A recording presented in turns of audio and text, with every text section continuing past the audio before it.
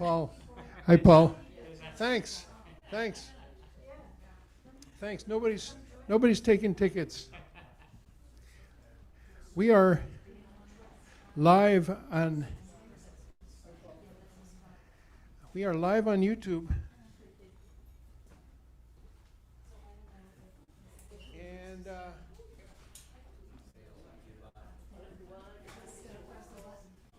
ella se llama Cuba. Bailar? Bailar Cuba?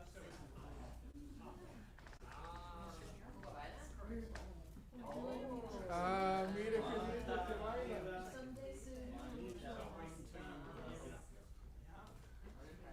Okay.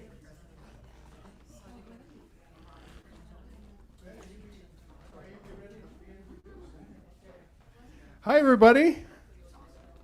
Hello, all you Zoomsters and you YouTubers and you people in person, mostly the ones in person I love to see. Welcome to Community Church. We have a big weekend tonight, Ben, and Sunday we're featuring Bill McKibben, but it won't be here. It will be at St. Paul's Church Cathedral of St. Paul. Those people over there are into their really interesting titles, both of their church and all the reverends. They have the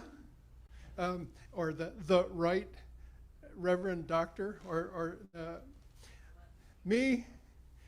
I call myself irreverend, but should I put a "the" in front of it? I don't know.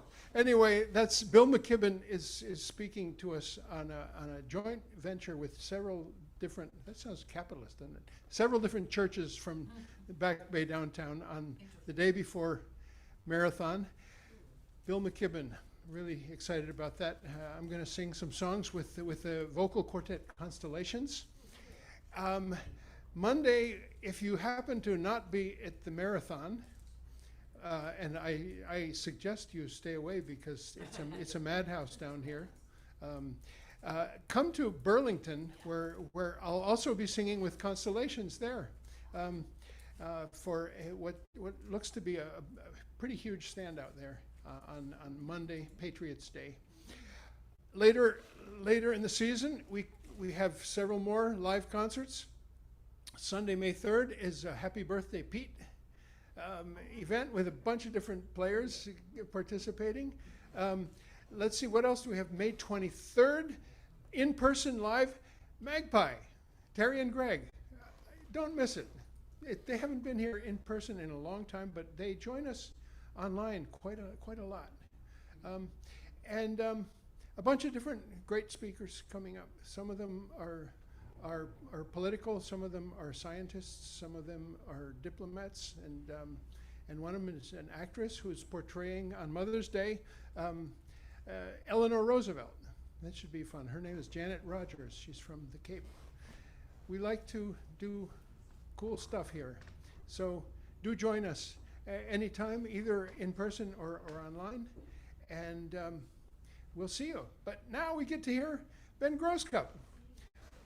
We've known about Ben's hard-hitting songs of social change for a long time, and now we have Ben in person live. Hey Ben, thanks for joining us. Really appreciate your being with us. Good to be here. Okay. Thanks all for coming. Hey, welcome. All right. Thanks for having me. Thank you for that introduction, Dean.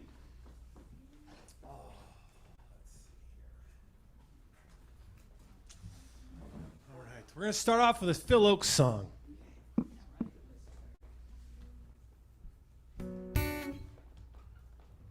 It's called Knock on the Door.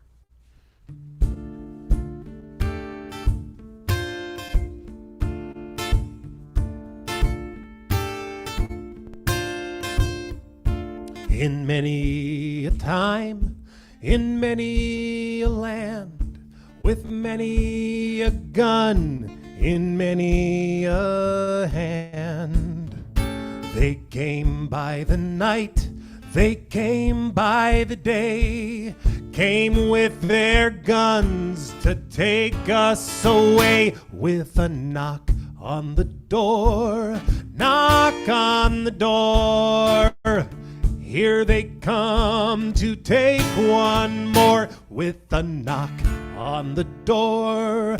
Knock on the door. Here they come. Here they come to take one more. One more. Back in the days of the Roman Empire, they died by the cross and they died by the fire. In the stone Colosseum, the crowd gave a roar, and it all began with a knock on the door. Just a knock on the door. Knock on the door. Here they come. Here they come to take one more with a knock on the door.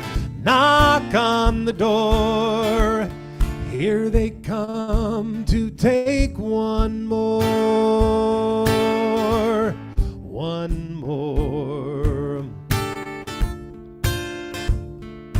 The years went by and we reached modern times. The Nazis came with their Nazi war crimes. In the din of silence where freedom had drowned, 11 million people heard the same sound of a knock on the door.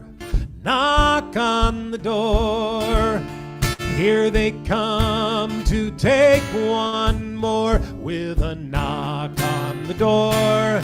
Knock on the door. Here they come to take one more. One more. Now there's many new words and many new names. Uniforms have changed, but the knock is the same. The agents of ICE broadcast their raids. They're trying to make the people afraid of a knock on the door. Knock on the door. Here they come to take one more with a knock on the door. Knock on the door. Here they come to take one more. One more. Resist the goons of the strange orange clown from South Minneapolis to here in our town. Open your eyes, see what they do when they knock for your neighbor. They're knocking for you with a knock on the door. Knock on the door. Here they come to take one more with a knock on the door. Knock on the door. Here they come to take one more. One more.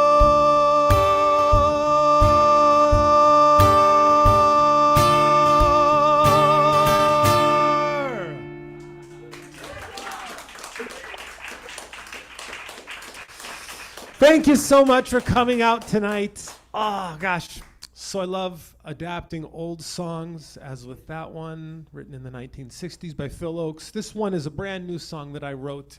It's called Uncle Sam Sees a Shrink, where as we look at global events today, it is, for those of us in the anti-imperialist movement, so strange to see this level of incompetence and self-destruction and dissembling, that's going on with the U.S. empire these days.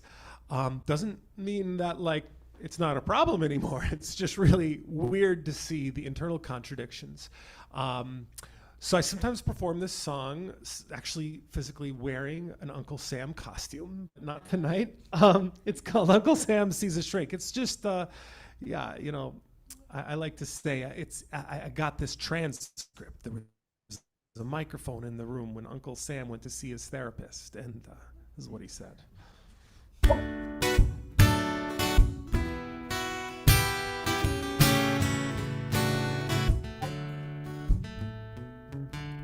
So what brought me here, shrink, is I started to think that perhaps I've gone into decline.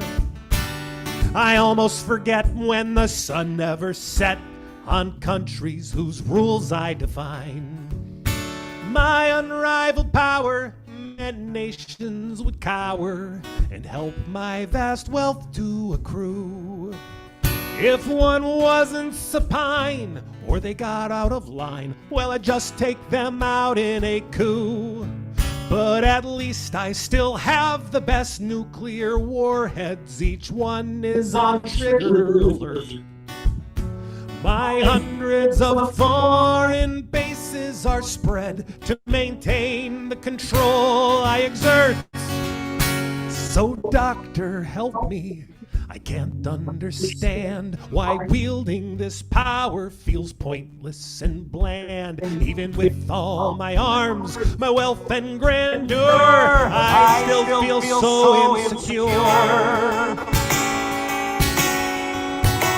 So insecure, so insecure, even in my grandeur, I feel so insecure.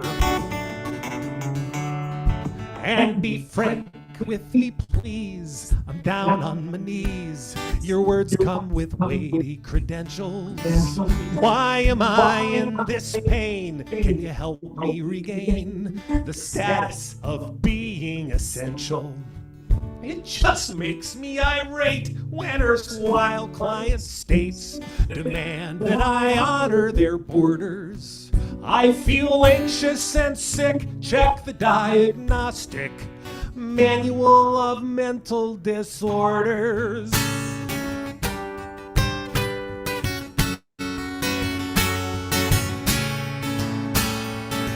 Hey doctor, what's the assessment at which you've arrived? And where's it described in this text? Well, I'm paging up there right now in the DSM-5. Just tell me the section heading again. The military industrial complex. Wow, you found my complex. You found my complex. I'll now read from the text where you found my complex.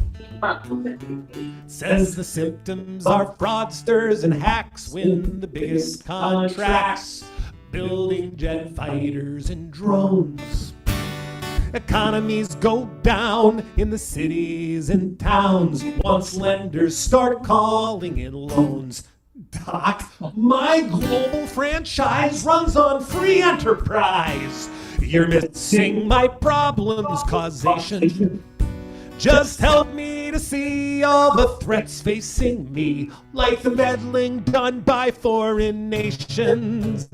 Or do you mean to imply that the very armed forces, key to the power I've known, empty me of my best resources and cause me to feel so alone? Feel so alone. Don't tell me you've known why I feel so alone. No. My consultants attested that you were the best, but my consultants attested that you were the best, but my consultants attested that you were the best, but I clearly can see you're a phony. I pay you too well to be left in this hell of the stress that comes with hegemony. This session has only made me feel more ill and thrown your prestige into doubt. You should have known I'm a shining city on a hill. We're done now and I'm walking out.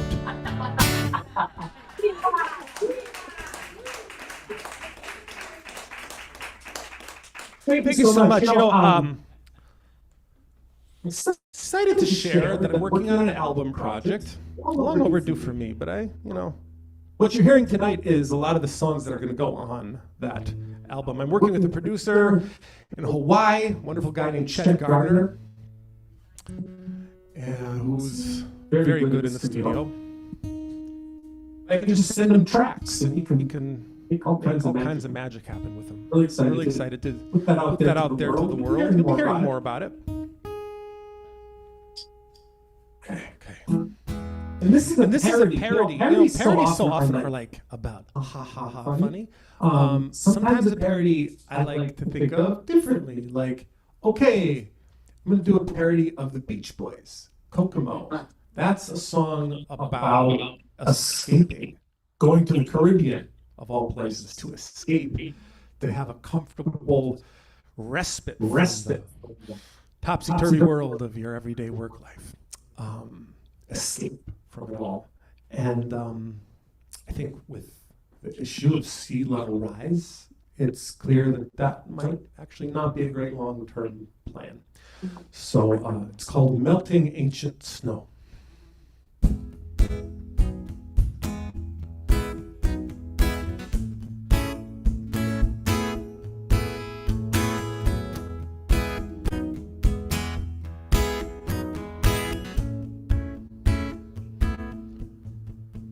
Vieques, Bahamas, living through the traumas in New Orleans, Long Island, fleeing up to dry land. Turks and Caicos feel where the heartache grows, far from these catastrophes. There's glaciers formed of ancient snow that took 1,000,000 years to grow to be the size they are. Overlooked but grand, they're melting off the land. The water that drains to the sea raises where the ocean stands, and it's melting from the ancient snow. Vieques, Bahamas, living through the traumas in New Orleans, Long Island, fleeing up to dry land. Turks and Caicos feel where the heartache grows. My heart is aching 'cause the ancient snow is melting fast and the response is slow. The shoreline we used to know is under melted ancient snow. Bangladesh, the delta's in distress. Look out on the sea. There's a wrenching reality. Less ice loads the dice for even more calamity. As the runoff flows, oceans swell and storm surge grows. Each degree the surface warms, intensifies the superstorms that churn the melted ancient snow. Vieques, Bahamas, living through the traumas in New Orleans, Long Island, fleeing up to dry land. Turks and Caicos feel where the heartache grows. My heart is aching 'cause the ancient snow is melting fast and the response is slow. The shoreline we used to know is under melted ancient snow. Vietnam, there's salt in the Mekong. Everyone should know the seas rise from melted ancient snow. People need a place to go where they have shelter from all the rising melted ancient snow. Vieques, Bahamas, living through the traumas in New Orleans, Long Island, fleeing up to dry land. Turks and Caicos feel where the heartache grows. My heart is aching 'cause the ancient snow is melting fast and the response is slow. The shoreline we used to know is under melted ancient snow.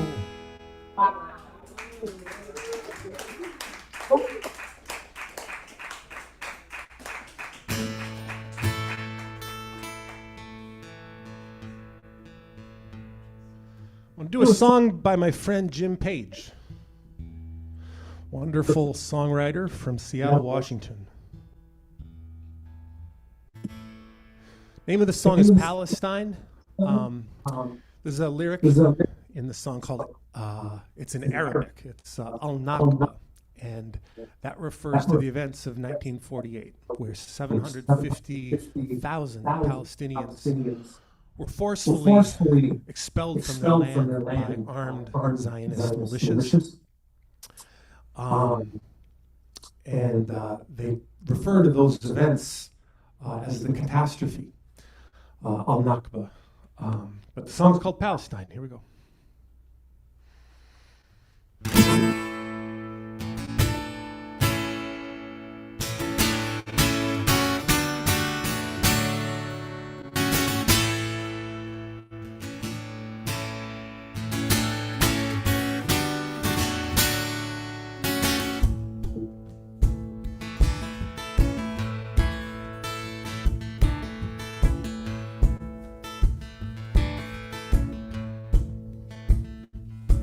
I'll tell you a story.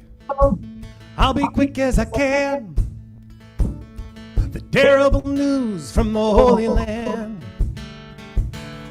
Pictures of children etched in my brain, covered in rubble and wails of pain. Jews and Arabs lived one and the same for 1,000 years, till the Zionists came. They came like a river, came like a flood. Al-Nakba was written on the wall in blood. In Palestine, in Palestine,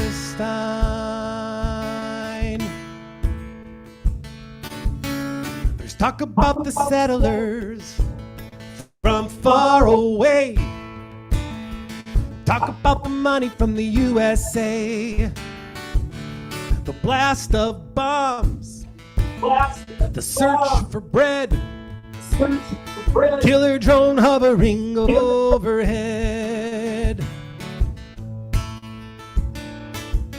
What do you do when they destroy your home and say your land is not your own?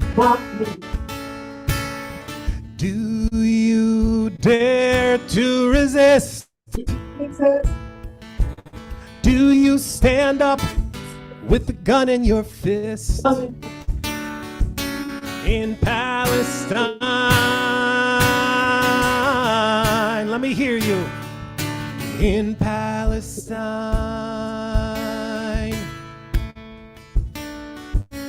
they talk about peace like it's a moral obligation, but there can't be peace under occupation. They talk about talks to the beat of the drum. Almost 80 years now, no justice done. Let's talk about who we endorse. Smug politicians who ride an iron horse. No wonder why it seems to be such an undemocratic version of democracy. In Palestine, in Palestine, in Palestine. One more time. In Palestine,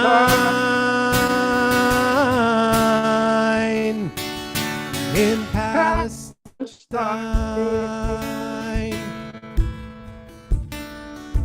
Let me tell you a story. I'll be quick as I can.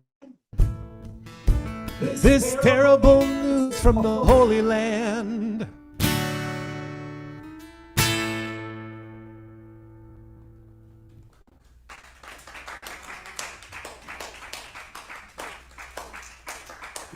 Thank you. Oh, yes. Yes. Let me get a sip here.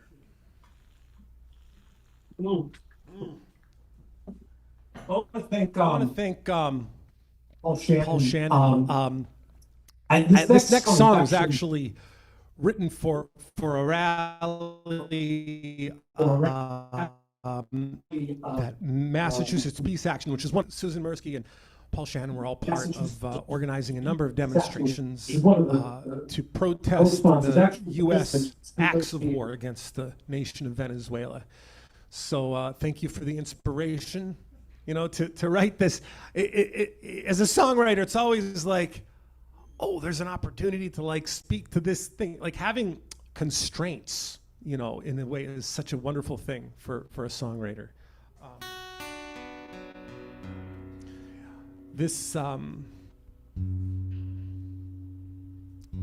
So much has actually happened since December, and I won't try to like sum it all up.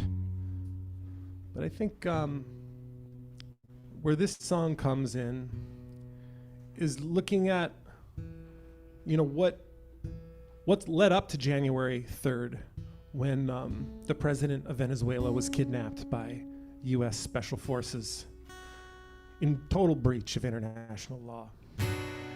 It's a resource colony, as Eduardo Galeano spoke to it, the open veins of Latin America. This is how the colonial system has shaped our world. It's extracted oil, it's extracted all kinds of minerals, it's extracted labor. And the process continues through banks, through so many means. It's called the money they stole.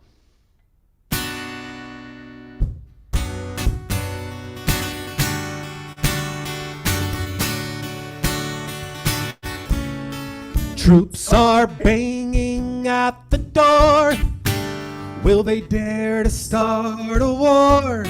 Venezuela faces its greatest hour since Bolivar fought the Spanish power. Fishermen have been burned and drowned by orders of a man donning a crown, peddling sinister fentanyl lies, posting snap films of the people who die. And if you wonder,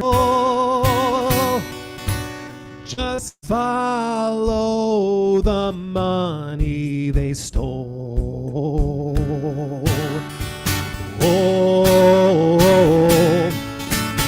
The fame, the assets have been seized by banks that act like thieves. Western leaders say they should decide how a sovereign country runs inside. When they lose sway, they cook up a scheme to make the economy scream. Washington claims it owns the oil in the open veins of Venezuela's soil. Here we go. And if you wonder what's the empire's goal, just follow the money they stole. Just follow the money they stole.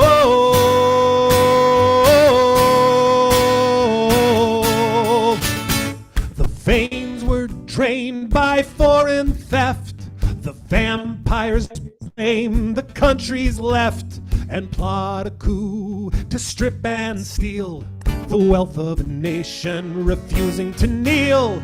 The people there are standing guard, 'cause Yankees act like it's their backyard. The U.S. fleet surrounds the shore where an empire met defeat before. And if you wonder what's the empire's goal, just follow the money. Just follow the money they stole.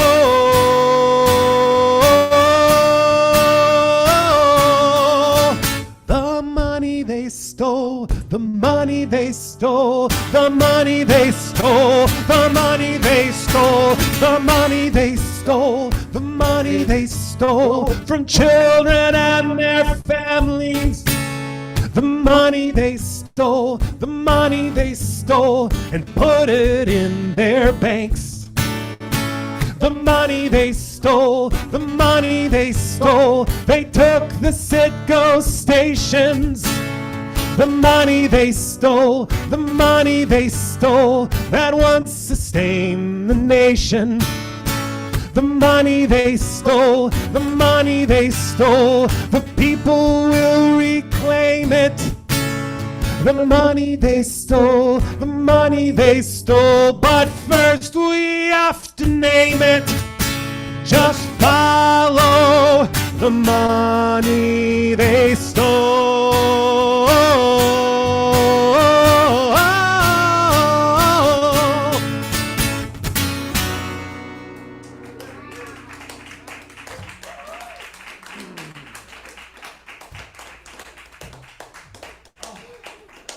Thank you. All right, let's get this party started. That didn't come up with me as I was hoping it would. Thank you for that. I got a song here by Leonel Valenzuela. I don't actually know what country he's from, but I found his YouTube channel as I was writing that song about the money they stole. I was so, that song talks a little bit about Simón Bolívar, the liberator of Latin America. He was from Colombia, and Venezuela. Well, they weren't really called Colombia and Venezuela back then, but he did go to Bogota. They did call it Bogota back then. And he defeated the Spanish Empire. That was the empire that was defeated soundly by the resistance of Bolivar's forces. And what this next song says, it's called Alerta. I'm going to teach you the chorus actually while we're getting the music stand. Alerta, alerta, alerta que camina. Alerta, alerta, alerta que camina. La espada de Bolívar por América Latina. La espada de Bolívar por América Latina. And in Spanish, what that means is the sword of Bolivar is marching through Latin America. Because Bolivar had a vision for the liberation of all of Latin America. And thank you for the technical help up here. So I'm not quite fluent in Spanish yet, but going to Nicaragua next month. It's a little opportunity to practice, I hope. I always say I can sing better than I can speak. But I'll teach you the melody for this song as well. And how many of you speak Spanish out there? I know there's a few of you. Oh, that's pretty good. That's pretty good.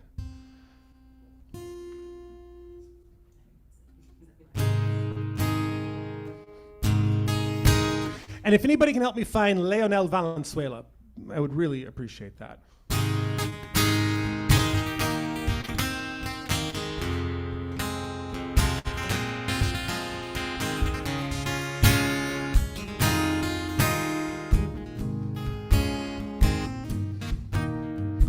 Alerta que ya viene caminando. Dicen que viene lleno de esperanza, que trae el corazón armado con la libertad, que viene decidido a la batalla. Here comes the chorus. Alerta, alerta, alerta que camina la espada de Bolívar por América Latina. Alerta, alerta, alerta, alerta, alerta que camina La espada de Bolívar por América Latina. Alerta que su voz es como un rayo que ha cubierto llanos y montañas. Hace 200 años que Caracas lo alumbró y América Latina hoy lo reclama. Alerta, alerta, alerta, alerta que camina la espada de Bolívar por América Latina. Alerta, alerta, alerta que camina la espada de Bolívar por América Latina. Alerta que es tu pueblo que hoy camina, iluminando todo con sonrisas, que trae el corazón armado con la libertad. Alerta que ya viene la victoria. Last time. Alerta, alerta, alerta que camina la espada de Bolívar por América Latina. Alerta, alerta, alerta que camina la espada de Bolívar por América Latina, por América Latina.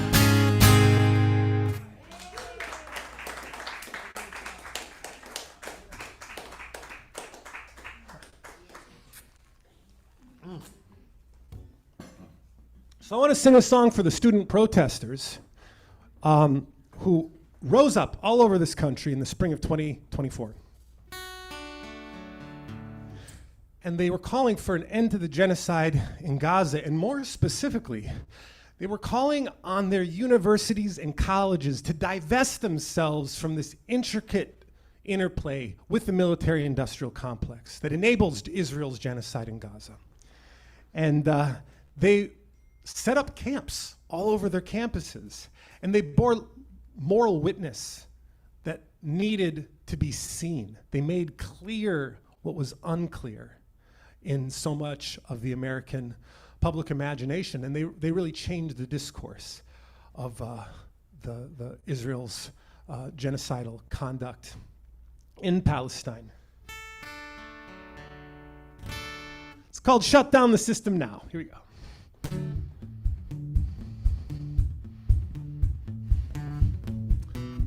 I came here for school so I could be an engineer. Shut down the system now. They want to use me as a tool, designing high-tech weapons gear. Shut down the system now. I want to use my brains for pursuits that bring me pride. Shut down the system now. Not making fighter planes for the Gaza genocide.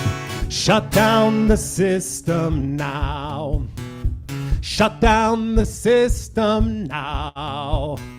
Shut down the system now. Raise up your fist and show you can resist them. Shut down the system now. Let's learn that part. Raise up your fist and show you can resist them. Hey, raise up your fist and show you can resist them. Shut down the system now. So I launched a new career and claimed a politics degree. Shut down the system now.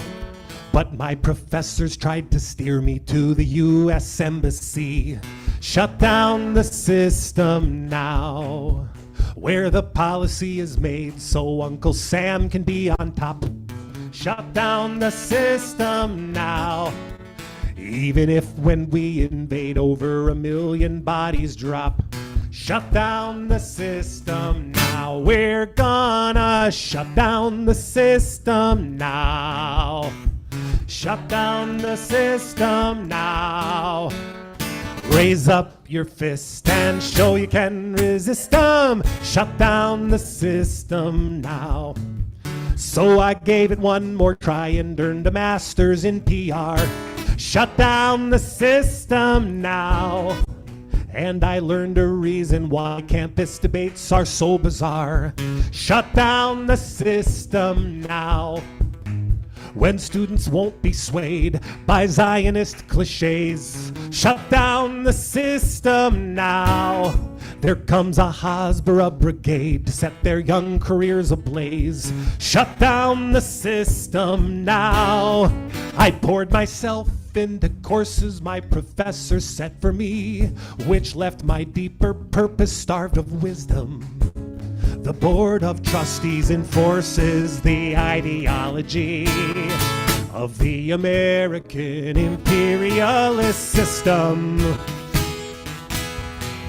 As my disenchantment grew with my university, shut down the system now. I realized it was true, I am much more than my degree. Shut down the system now. For I've learned to stand up for the oppressed in my own rights. Shut down the system now. Standing in the way of war in the campus square each night. Shut down the system now. We're gonna shut down the system. Come out and shut it down. Shut down the system. Shut it down for Palestine. Raise up your fist and show you can resist them. Shut down the system now. We're gonna shut down the system now. We're gonna shut down the system now. Raise up your fist and show you can resist them. Shut down the system. Shut down the system. Shut down the system now.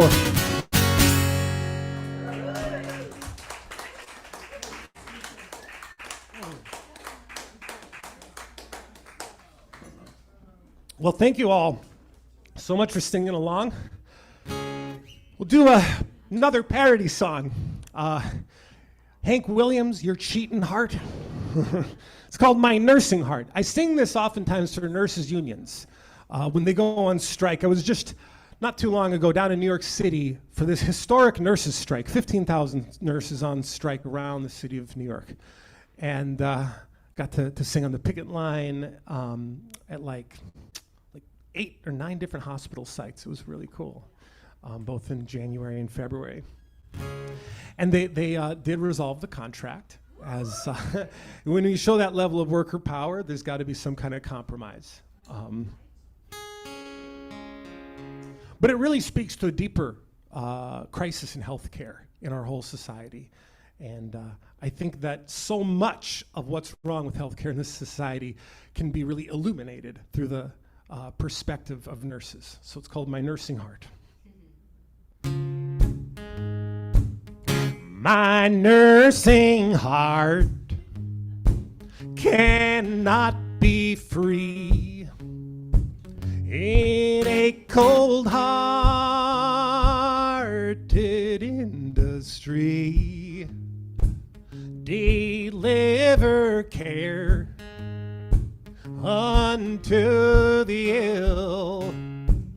If someone's there to pay the bill. When people die 'cause no one pays, I don't know why this system stays. These CEOs make my arrhythmia start. Defibrillate my nursing heart. My nursing heart must now forego some extra perks I used to know, like time for lunch and sleep at night. My nursing heart wants workers' rights. The company's greed just makes things worse. They want more speed from every nurse. Each time I see these indignities, my nursing heart throws PVCs. And for those who don't know what a PVC is, that's a premature ventricular contraction. I think the boss will be surprised when he finds out we're organized, when our demands get ratified. Our nursing hearts will beat with pride. Our nursing hearts will beat with pride.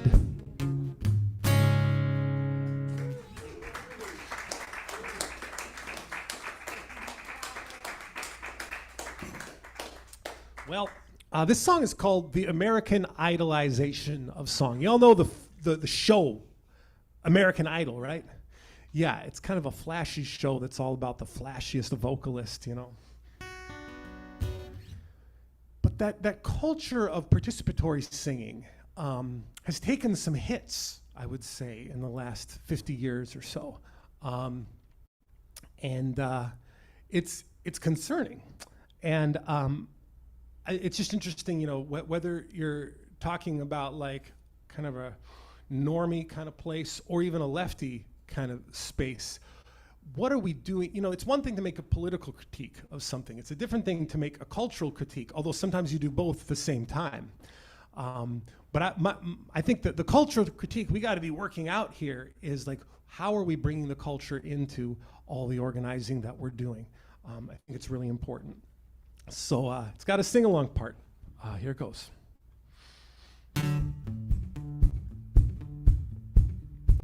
In America and now in many countries on this earth, judges issue televised decrees on what a song is worth.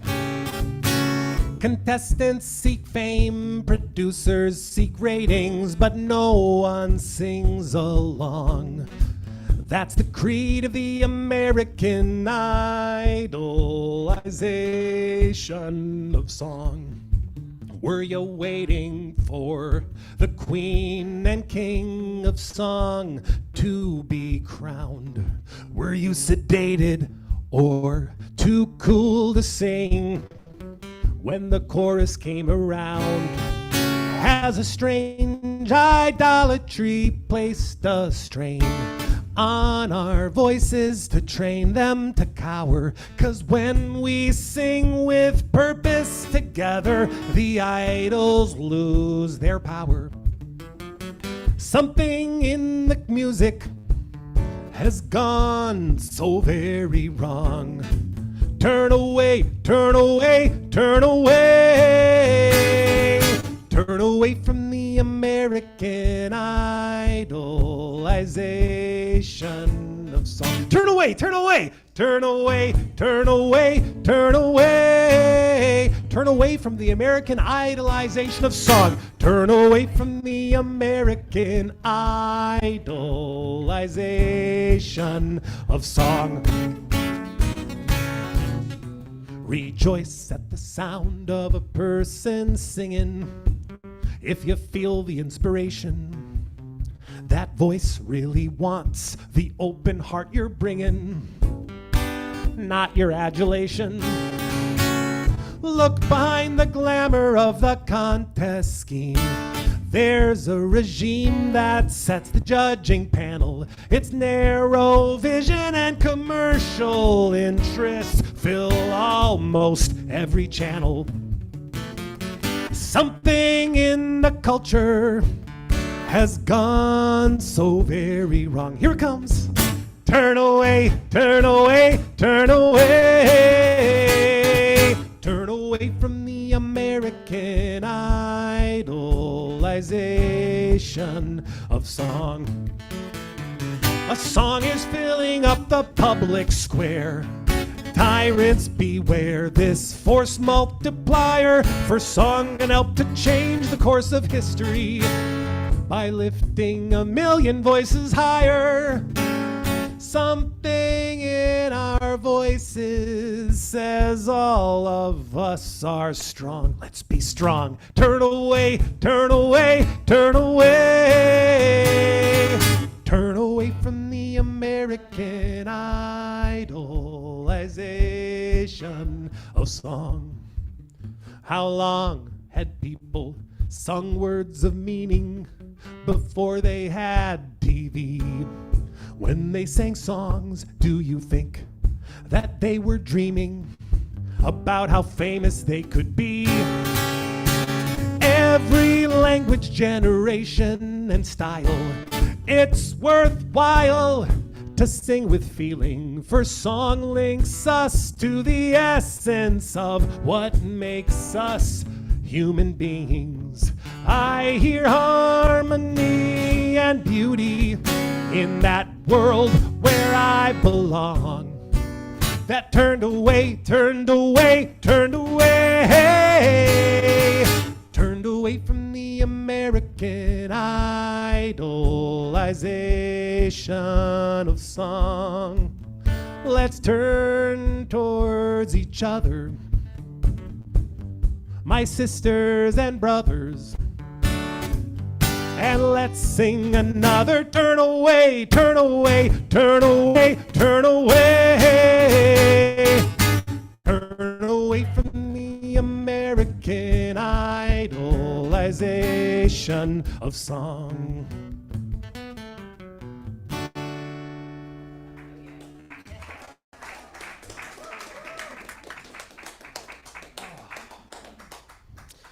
So, I've got two sets. This next song was the final song in the first set, so I thought we'd take a little break. And Dean, how many people are on Zoom right now?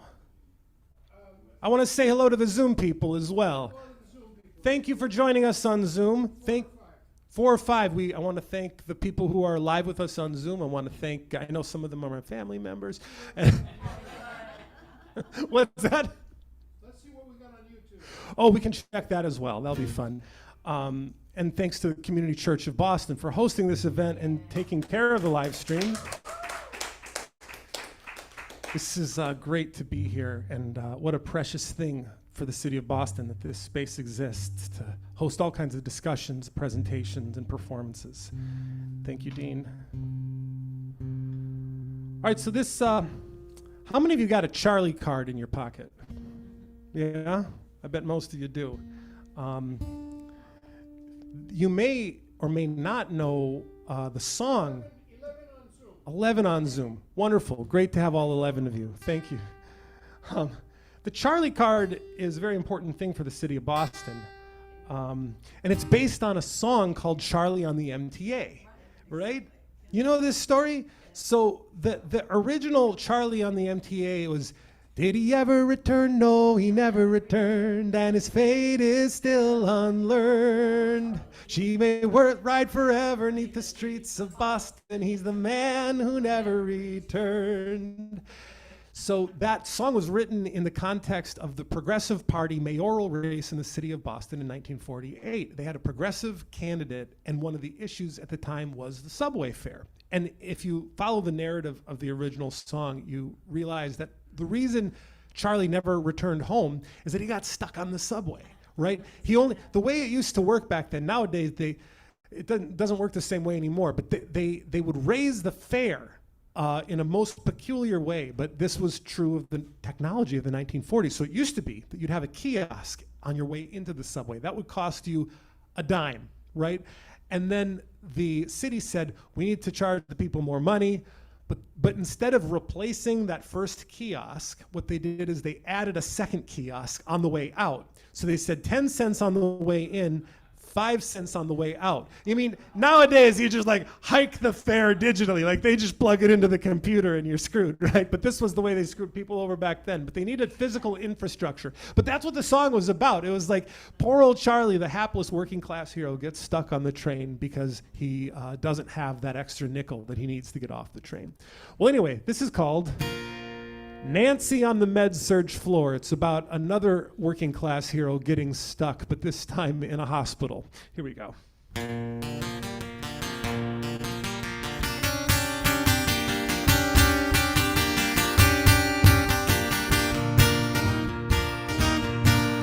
Well, let me tell you of the story of a nurse named Nancy and the way that she's been ignored.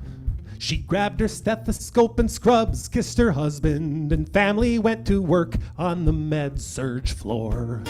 But did she ever return? No, she never returned, and her fate is still unlearned. She may work forever in the Med-Surg unit. She's the nurse who never returned. Let's try that together. Did she ever return? No, she never returned. Did she ever return? No, she never returned. And her fate is still unlearned. What a pity. She may work forever in the Med-Surg unit. She's the nurse who never returned. She may work forever in the Med-Surg unit. Let's do that. She may work forever in the Med-Surg unit. She's the nurse who never returned. Nancy worked all night from 7 to 7, never letting her attention drift. Then the morning sun deceived her. There was no one to relieve her. Nancy couldn't get off her shift. But did she ever return? No, she never returned. And her fate is still unlearned. Poor old Nancy, she may work forever in the Med-Surg unit. She's the nurse who never returned. Nancy worked all day giving medicines and comfort, but she never could get a break. She took care of 7 patients who had many complications and somehow had to stay awake.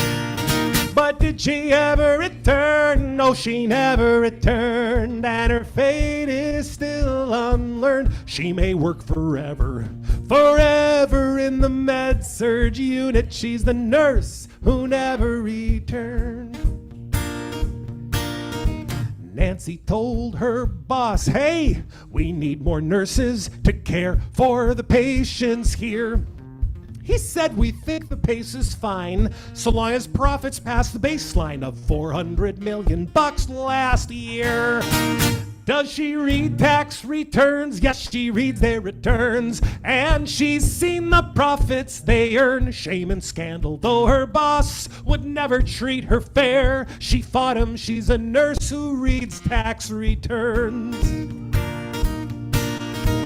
Now you hard-working nurses, don't you think it's a scandal that the bosses gotta be so cheap? Stay with our picket line till our contract has been signed, so Nancy can go home and sleep. Or else she'll never return, no, she'll never return, and her fate will be unlearned. Like poor old Charlie, she may work forever in the Med-Surg unit. She's the nurse who never returned. One more time. Did she ever return? No, she never returned, and her fate is still unlearned. She may work forever in the Med-Surg unit. She's the nurse who never returned. She's the nurse who never returned. Thank you. All right, let's take like a 5-minute break or something, and we'll come back. It's so good to see all of you. Thanks for coming. Be back in like 5 or 10 minutes.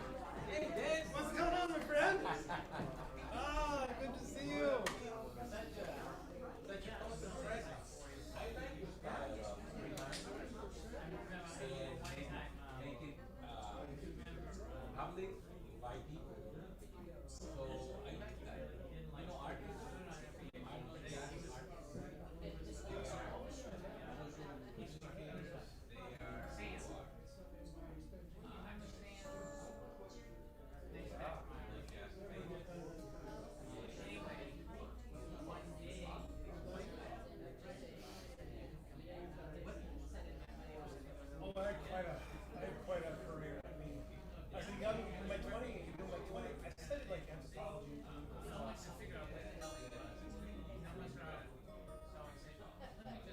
I kind of rough beginning. Hey Riphead, we go, you are in trouble. Your wife is really upset.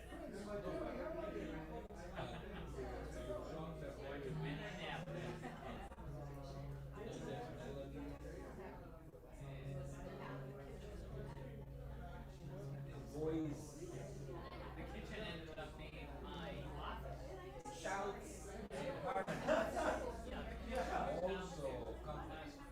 Yeah, no, right, exactly. I mean, and it feels good to be seen by you in that way.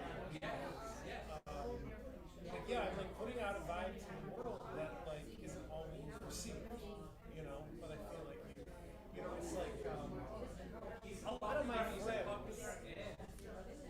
Yes. Oh yeah. Totally.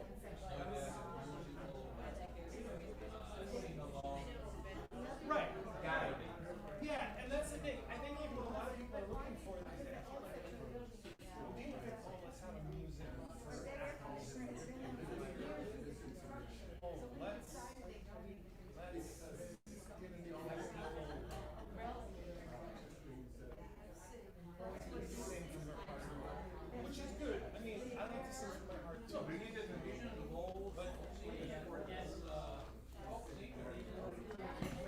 But that's exactly it. Like maybe I need to talk to you again because I need to sort of like hone what I'm saying. And it is that popular education thing. Do you like the song? Yes. Yeah. I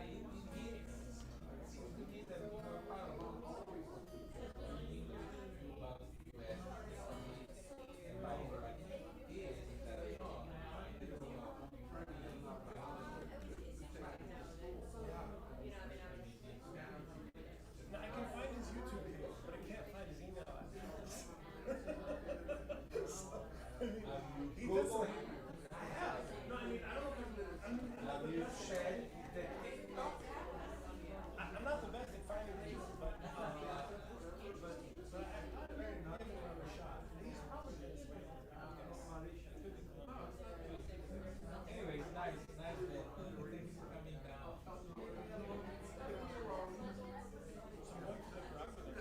Yeah. Be open minded. Anything with victory. But I think the truth is not is what the politicians say or what the opposition says. That's not home. Yeah. Next time we'll be singing Nicaragua, they have the same probably people. Nicaragua is very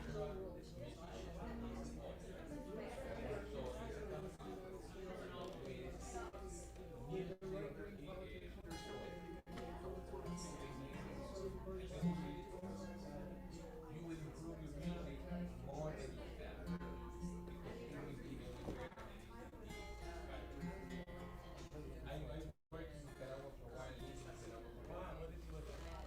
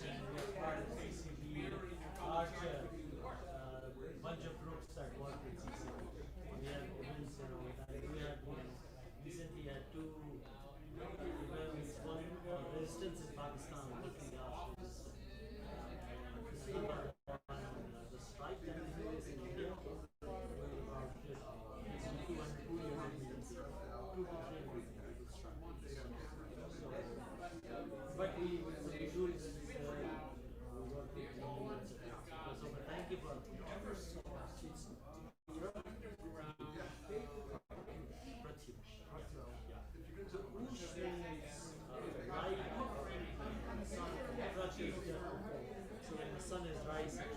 That's what the meaning. Easier to understand, a simple name. Wonderful. We are big fans of Woody Guthrie and Pete Seeger. Oh, okay. Anything in Cuba too?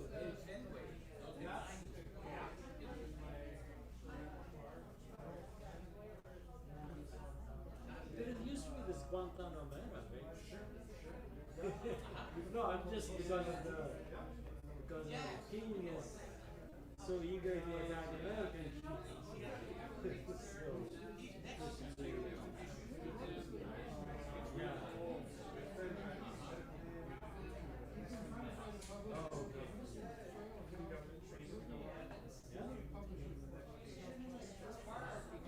And I know there is one condition.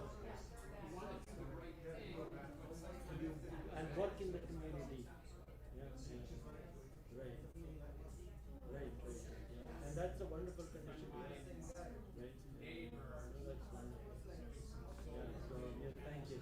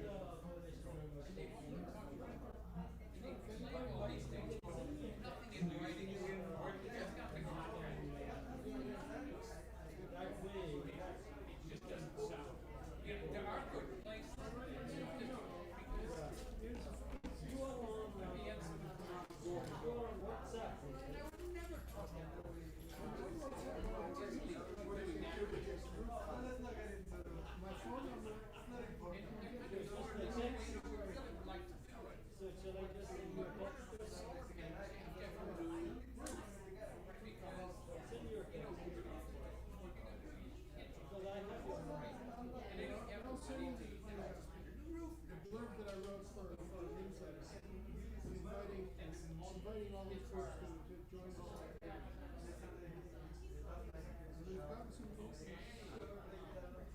Yes, he was the guy.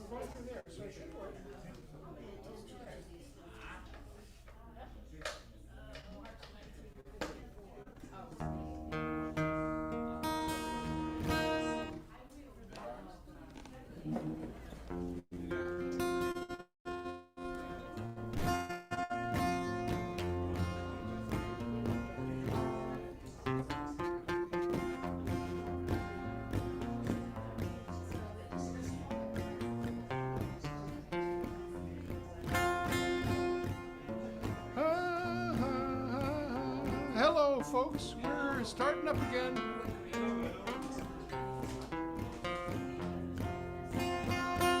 So next thing I want to tell you about is May 24th. It happens to be that is my birthday, and we're having a mega birthday party because it's also Luis Guzman's birthday. He's our cook, and well, the next day, but we'll be celebrating it that day. Our cook and janitor, Luis Guzman, has been with us for 30 years. We will be celebrating that beautiful man. And also Lee Underwood has a birthday 2 days later.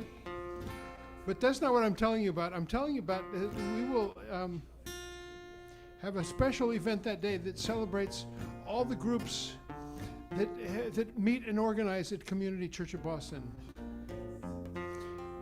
We have invited them all, and we're not sure that they all will be here, but there's some of them, and let me list them. Extinction Rebellion, Sunrise Movement, Democratic Socialists of America, 3 different committees, Muslims for Progressive Values, Veterans for Peace, July 26th Coalition, and the South Asia Coalition. It's called Boston South Asian Coalition. Boston South Asia Coalition, yes. And we've invited them all and giving them space to talk about the work that they're doing, and hopefully it'll be a way to, what's the word? Interface and create a more powerful movement. Anyway, thanks, Ben, for letting me sing a song here. This is a rehearsal for what I'll sing on a day after tomorrow for the Bill McKibben event that happens at the Cathedral Church of St. Paul, right by Park Street Station. We meet at 1:30 at the MLK Embrace sculpture, and we process to the cathedral with the accompaniment of a honk band, and we sing on the steps of the cathedral to the accompaniment of the group B Vocal. We sing. It starts at 1:30. 2 o'clock is the event in the church, and Constellations and I will sing among them this song, and I'll see if I know it yet.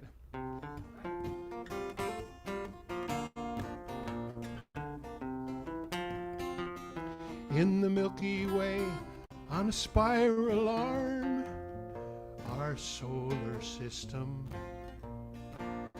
This is no false alarm. Heed the call and listen. Shout it from the mountaintop. Write it on the wall. The warning signs are loud and clear. Answer the call. Answer the call.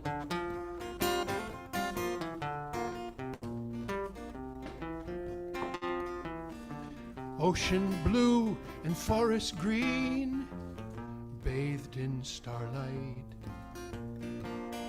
This is our only home, our cosmic birthright. Ha ha, ha ha, shout it from the mountaintop. Write it on the wall. The warning signs are loud and clear. Answer the call. Answer the call.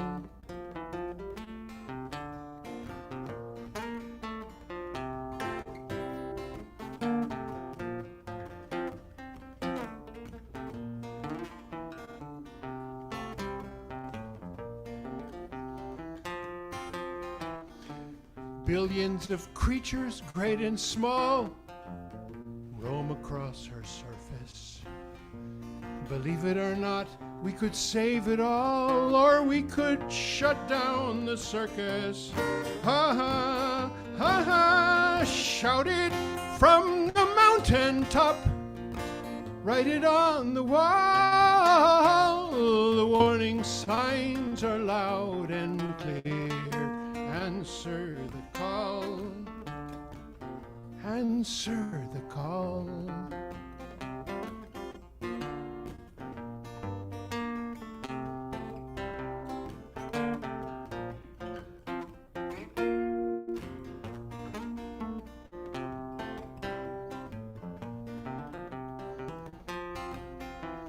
mothers, daughters, fathers, sons. Your hand is on the lever. Our chance will not come again. It's truly now or never. It's now or never. Shout it from the mountaintop. Write it on the wall. The warning signs are loud and clear. Answer the call. Answer the call. Shout it from the mountaintop. Write it on the wall. The warning signs are loud and clear. Answer the call. Answer the call. Yeah! Thanks. Woo! Folks, welcome back. Ben Grosscup, thanks for driving all those hours to be with us, Ben. Really appreciate it. Thank you for that song. Let's hear it again for that wonderful song from Dean.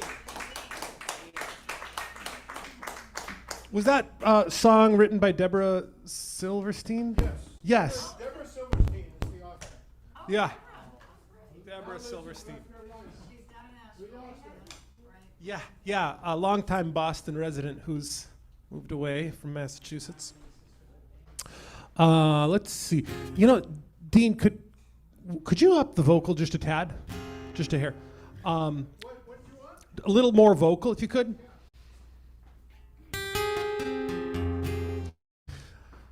So, you're back for the second set. Awesome. Okay.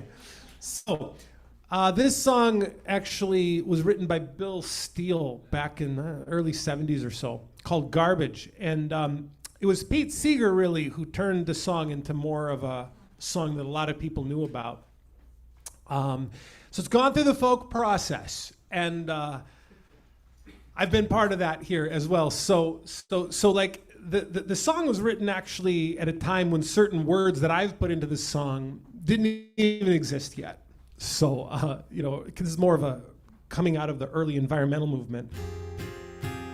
So it's called Garbage.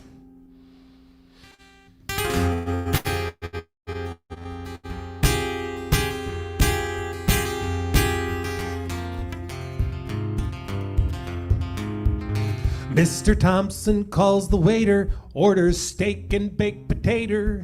He leaves the bone and gristle and he never eats the skins. The busboy comes and takes it with a cough, contaminates it, and puts it in a can with coffee grounds and sardine tins. A truck comes by on Friday and hauls it all away. 1,000 trucks just like it hit the landfill every day. Oh, garbage, garbage, garbage, garbage, garbage. We're filling up the land with garbage. Garbage, garbage, garbage, garbage, garbage. That's your part. What will we do when there's no place left to put all the garbage? Garbage, garbage, garbage.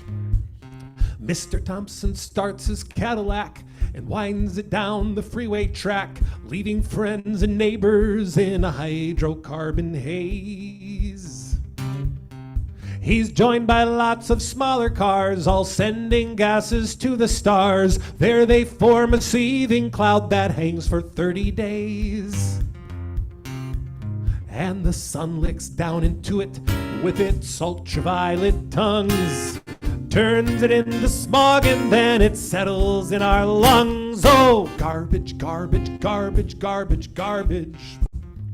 We're filling up the sky with garbage. Garbage, garbage, garbage, garbage. What will we do when there's nothing left to breathe but garbage? Garbage, garbage, garbage. He travels through the countryside where fields of corn span far and wide. The cells of every plant exude Monsanto's pesticide. Extractions from the seed supply hydrogenated oils to fry the meals at the nursing home where grandma just died. Mr. Thompson scarfs a Big Mac after choosing her gravestone as his arteries clog up and his heart loses muscle tone. Oh, garbage, garbage, garbage, garbage, garbage.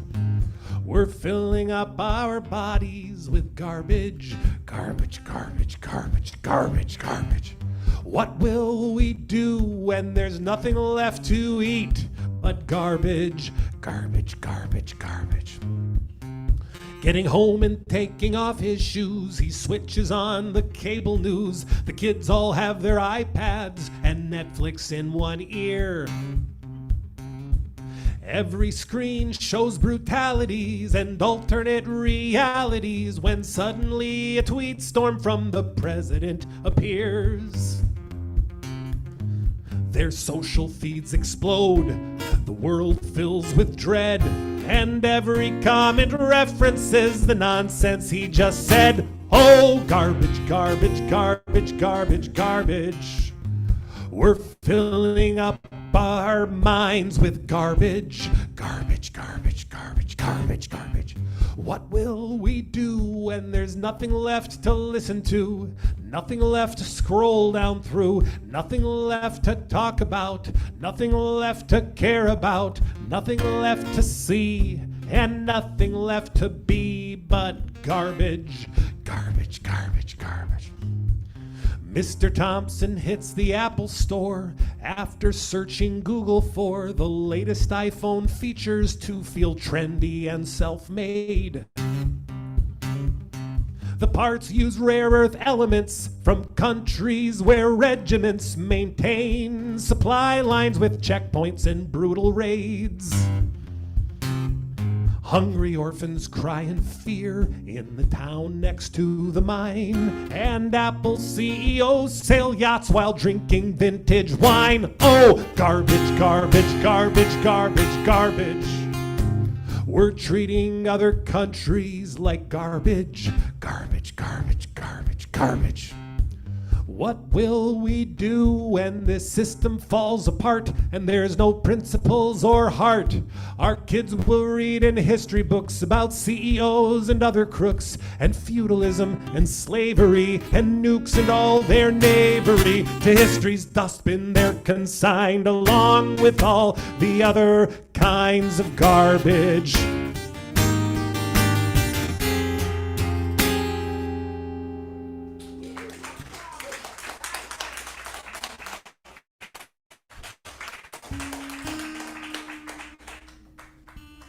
Thank you. Do a song by myself. It's called No More Sacrifice Zones. And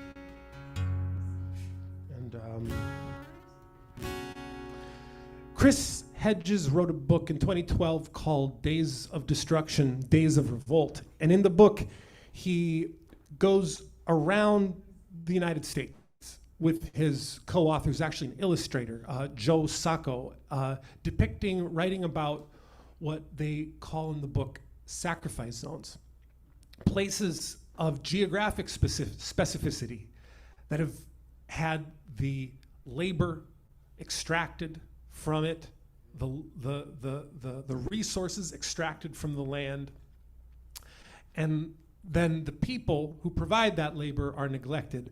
The land that provides those resources is despoiled, all for the accumulation of profit. And there's a way in which capitalism just needs these kinds of places. But also, you know, sometimes a place gets destroyed and sacrificed, and it doesn't always have that kind of economic logic so clear. But it's just like I see Gaza in this way. You know, it's like the genocide of the people in that territory indicates a system that sees certain people's lives anyway, as just completely disposable. And that's a logic that plays throughout this whole system that we live in.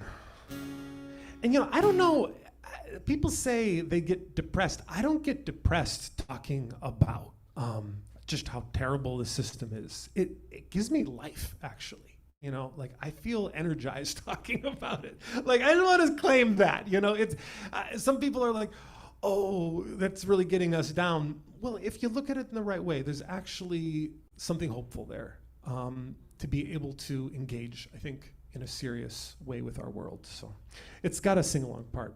Surprise, surprise, here it goes.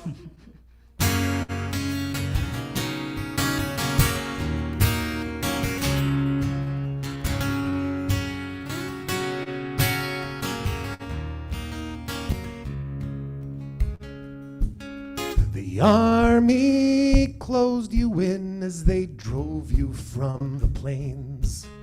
They're turning your homeland to a sacrifice zone.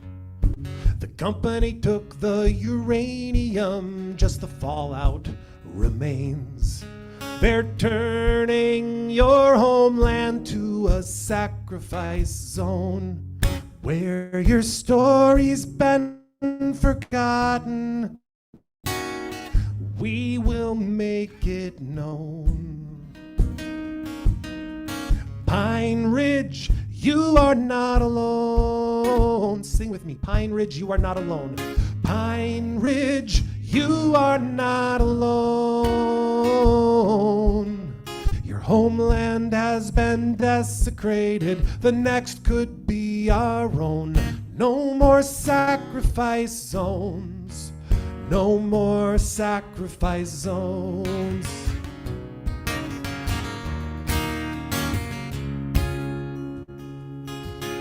The state makes voting obsolete through emergency decrees. They're turning your city to a sacrifice zone. The cops occupy your street to bring you to your knees. They're turning your city to a sacrifice zone where your story's been forgotten. Where your story's been forgotten, we will make it known. We will make it known. Ferguson, you are not alone. Ferguson, you are not alone. Your city has been subjugated. The next could be our own. No more sacrifice zones. No more sacrifice zones.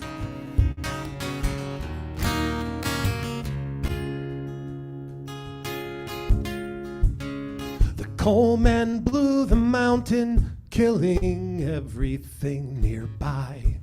They're turning your region to a sacrifice zone. As their profits grew, the governor just let your people die. They're turning your region to a sacrifice zone where your story's been forgotten. Where your story's been forgotten, we will make it known. We will make it known. Appalachia, Appalachia, you are not alone.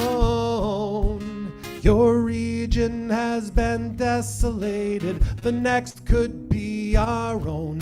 No more sacrifice zones. No more sacrifice zones.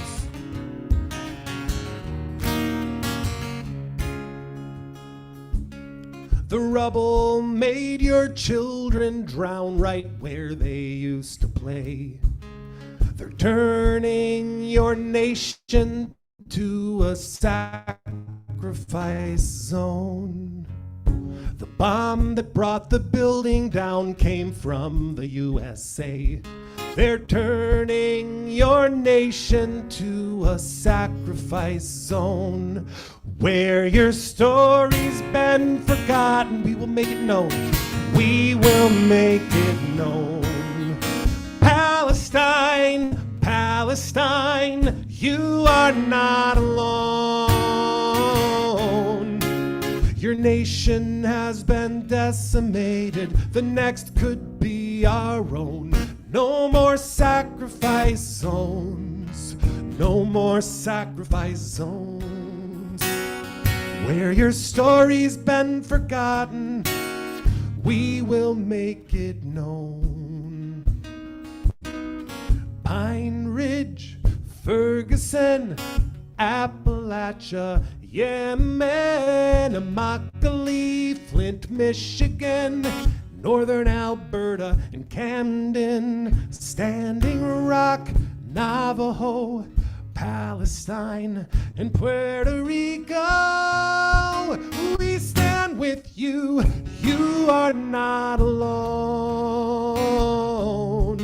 Your lands and lives were sacrificed, the next will be our own. No more sacrifice zones, no more sacrifice zones, no more sacrifice zones, no more sacrifice zones.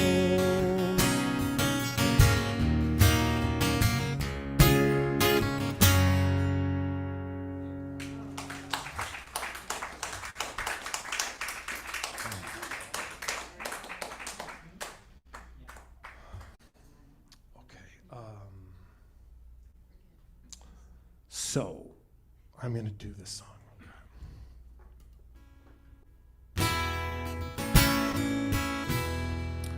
The song's written in 1965 by Phil Oakes, called Love Me, I'm a Liberal. I've updated this song for today.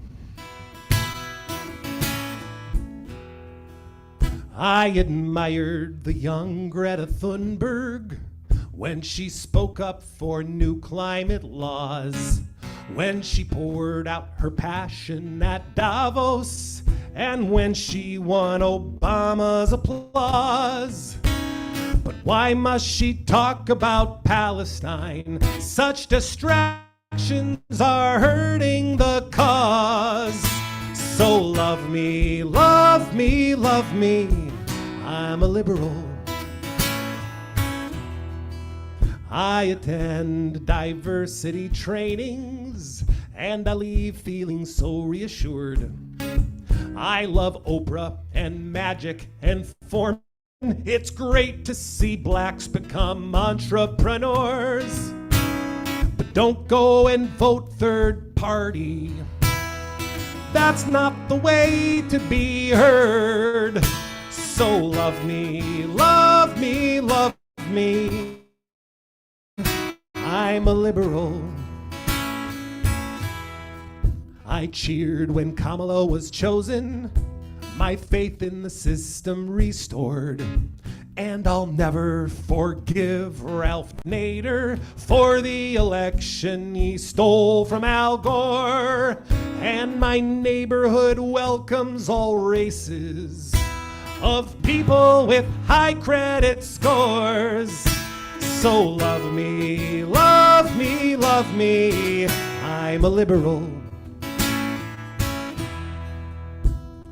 Voters need more education to achieve democracy's aims. Our enemies spread memes in their news feeds, sowing division and national shame. But if you want socialized health care, you really must be insane.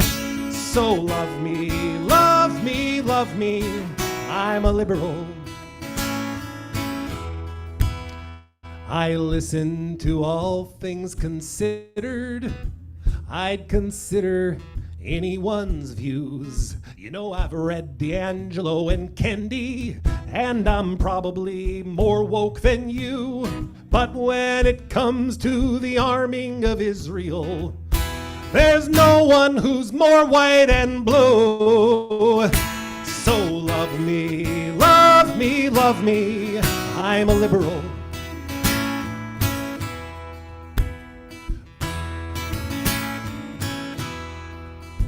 I vote for the Democratic Party.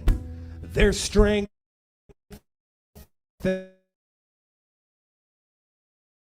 NATO command. And I buy what he plugs for his brand. We're gonna save our democracy, posting selfies of taking a stand. So love me, love me, love me. I'm a liberal. Sure, once I was young and impulsive. I wore every conceivable pin. I fought for a socialist future, which I actually thought we might win. But I've grown older and wiser, and that's why I'm turning you in. So love me, love me, love me. I'm a liberal.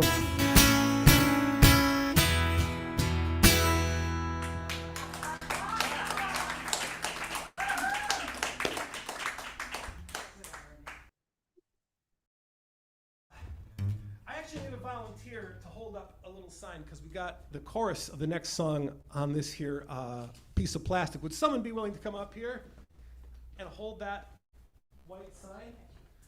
Oh, thank you, Sarah. Okay. Sarah Hoffman, everybody.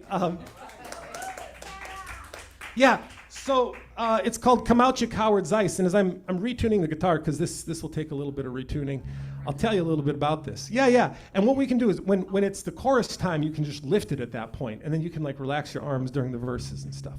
But yeah, so when I'm from South Minneapolis originally. I grew up there for the first 19 years of my life. I've been on the East Coast since 2003. Came to school in Vermont in 2000. No, wait. I came to school in Vermont in 2001. Excuse me. Came to Western Massachusetts in 2003. But I kind of got a start in the activist community there in Minneapolis, especially peace and justice, anti-war organizing. I got involved with a group called Voices in the Wilderness. That was Kathy Kelly's operation. Many delegations to Iraq. I was on the 30th delegation in December 1999. So that was like my early beginnings, in Minneapolis. Very rich activist community, It's all changed, of course, since I left back so many years ago. But well, we're going to get to Hampshire College, actually. Yeah, I'll get to Hampshire College. But when I heard about just the brutal repression going on in my hometown, I was looking for a song about it, and sure enough, Carsey Blanton, this fantastic singer-songwriter that you should definitely check out, had posted to Facebook the first two verses of the song I'm about to sing to you. She had just, it was very timely. It was like we needed that right when she posted it. And then Sophie Schleicher wrote another verse, and I was like, oh, that's a good one. And then I wrote the last two. So folk process. But the original song is Come Out You Black and Tans. That was a song written in the 1960s by Dominic Behan. And it was, typical Irish nationalist bravado. Come out, you black and tans. Come out and fight me like a man. It was, it's sung at certain pubs. Other pubs, if you sing this song, you get the shit beat out of you. I actually had an Irish person tell me that. Like, you don't just go around singing that song willy-nilly, especially like London, but also certain neighborhoods in Northern Ireland. But the Black and Tans were a paramilitary force recruited by the British Empire to mete out intimidation, sadism, and all manner of indignities against the Irish population. In the 1920s, there was a war against the British occupiers of Ireland, and the paramilitary force deployed against the resistance in Ireland was called the Black and Tans. So I felt this was such a great tradition to think about this song. The original song by Dominic Behan, Come Out You Black and Tans, has a verse in it about the violence that the British Empire meted out in the colonies. Like, come tell us how you slew those Arabs 2 by 2. How you killed the Zulus who faced you with a bow and arrow and you shot him down with a machine gun, was basically the idea of the verse. So, it was very much about like calling out the cowardice of these stooges of imperial rule. And I think that's how I see ICE. It's imperial rule in its moment of inevitable demise, in its moment of decline, when the state has nothing really to offer to the people of substance other than to rule by violence. And I think that when the state can't provide for the basics, can't provide housing at an affordable rate, can't provide access to quality education or health care, for Christ's sake, it can't really rule with the consent of the governed. And if you look at it in its totality, I think ICE is about doing something very similar to what the Black and Tans were doing. And it goes like this.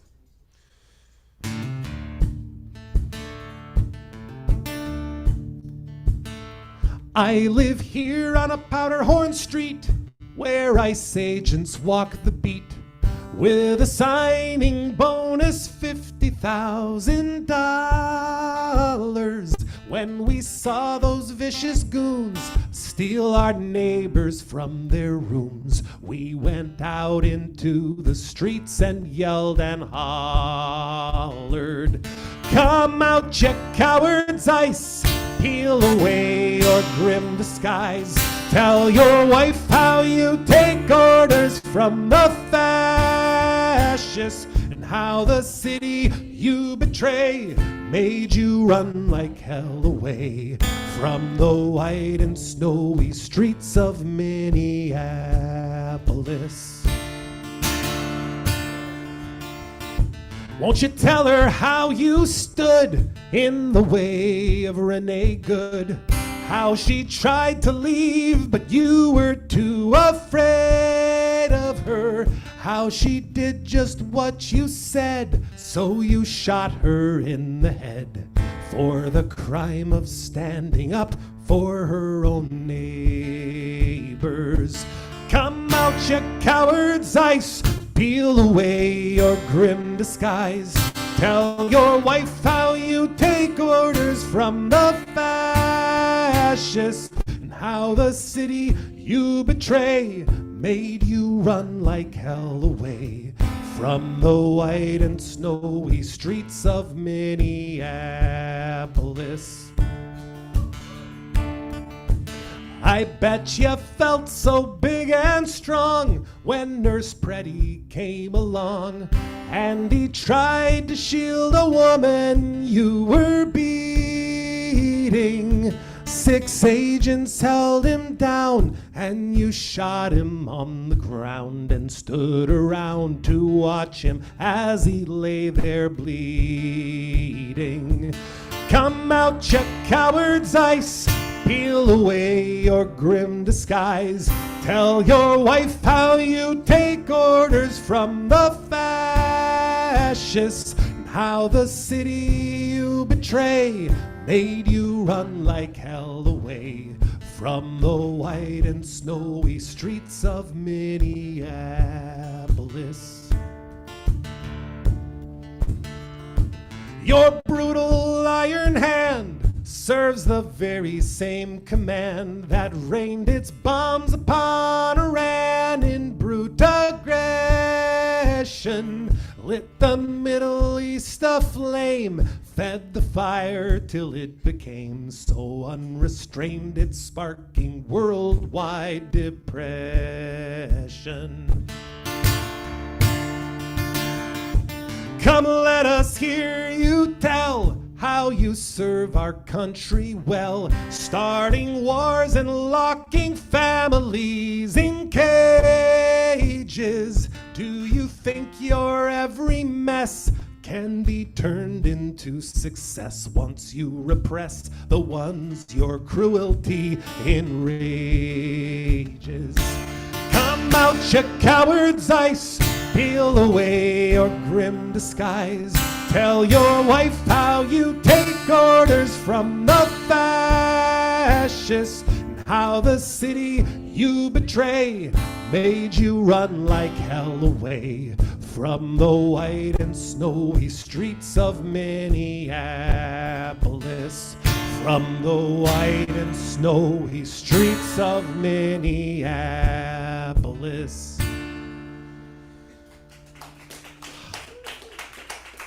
Thank you. Thank you.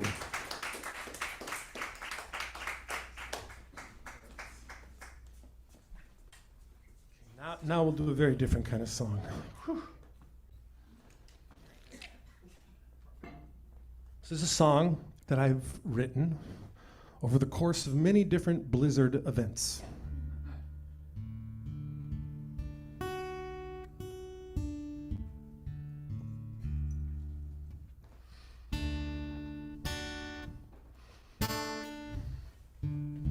It's called When I Feel Most Free. I love a blizzard. Things are different in a blizzard. Very different. I mean, I guess a lot of the songs tonight are kind of like about, you know, what I don't like about kind of normal, like society, you know, in a way. But this is a blizzard is a great thing because it just mixes it all up. It really does. You know? It goes like this.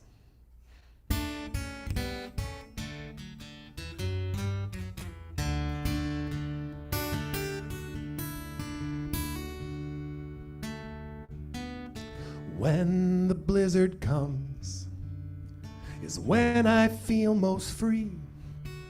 There's nowhere I can get to. My time belongs to me. Roaring wind takes over the bustle of the day. The blizzard grants me takes away. Snow fell on my city and brought it to a crawl. When it melts, will I remember how I felt in the great snowfall? Let me teach you that. Snow fell on my city and brought it to a crawl. Snow fell on my city and brought it to a crawl. When it melts, will I remember how I felt?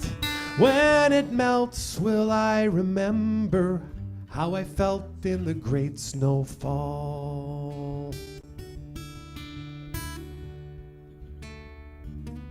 Snowdrifts on the pavement are blocking my commute.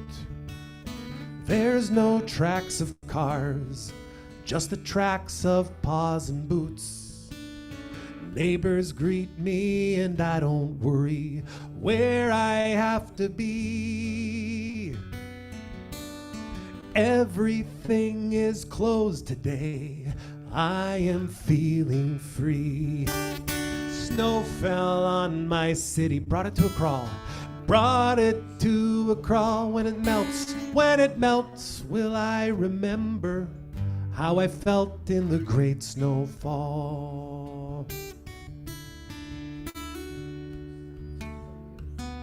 The storm glazed my town with an icy crystal sheet.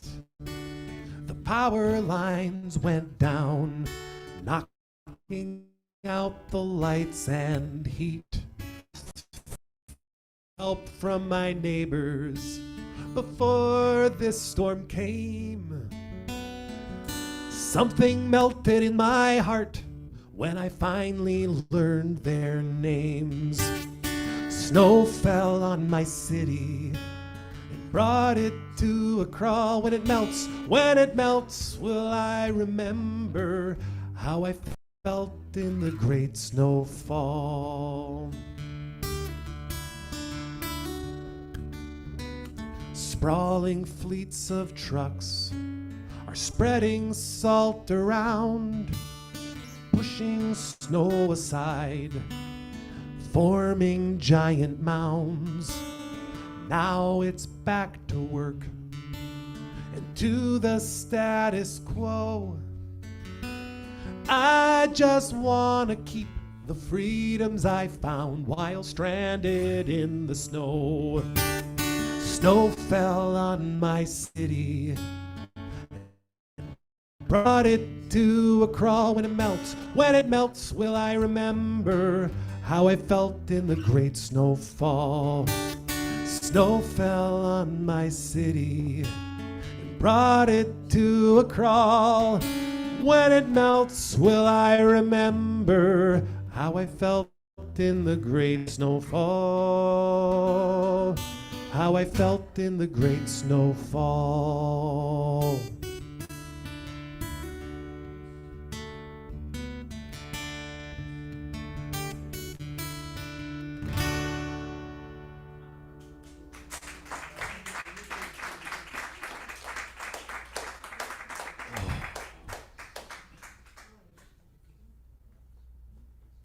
Cool. So I just want to say, I commandeered one of the Community Church of Boston mailing list sign-up sheets, and I renamed it Ben Grosscup's Music List. I guess I'm going to pass this around, and the reason I'm asking you to jot down your email address is that, as I said earlier in the show, I am creating a recording, like a properly recorded. I mean, you can always check me out on YouTube, of course, but it's different to really focus the recording process and all the production. And so I'm very excited to get this out to the world, and would love your help, as an independent musician, like trying to get this stuff out. It's an uphill process, and I just want to thank so many of you who spread the word about this show and help. Like, how many of you heard from someone else here in the room that, yeah, thank you. That's great. So thank you for putting the word out there. Yeah, and this is one of those songs I really want to get out, along with all the other ones. I'll be releasing it the way everybody else does, CD Baby, Spotify, blah, blah, blah, blah, all the, Apple Music, all the corporate streaming platforms that, put the music out there. It's kind of what you got to do. But there will be ways to help. And you being here tonight has been such a big help as well. Thank you. Okay, here we go.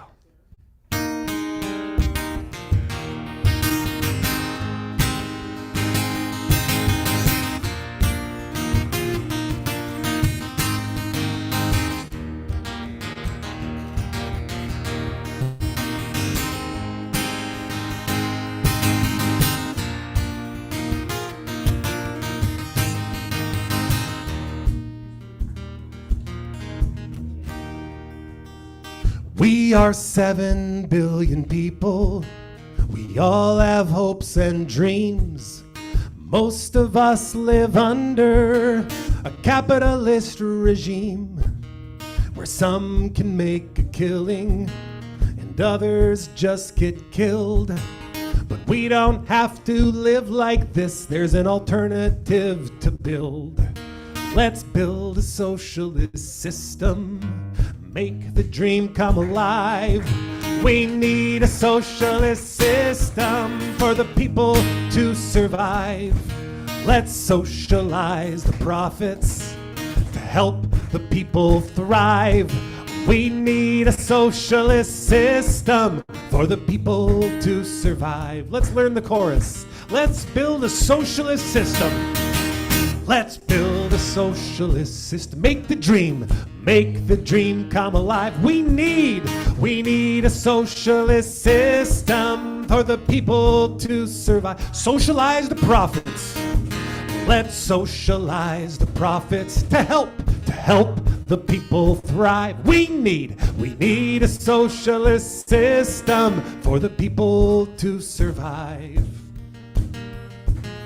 7 billion people. How can we all succeed? Not by competition for the basic things we need. Not by exploitation of our dwindling natural wealth.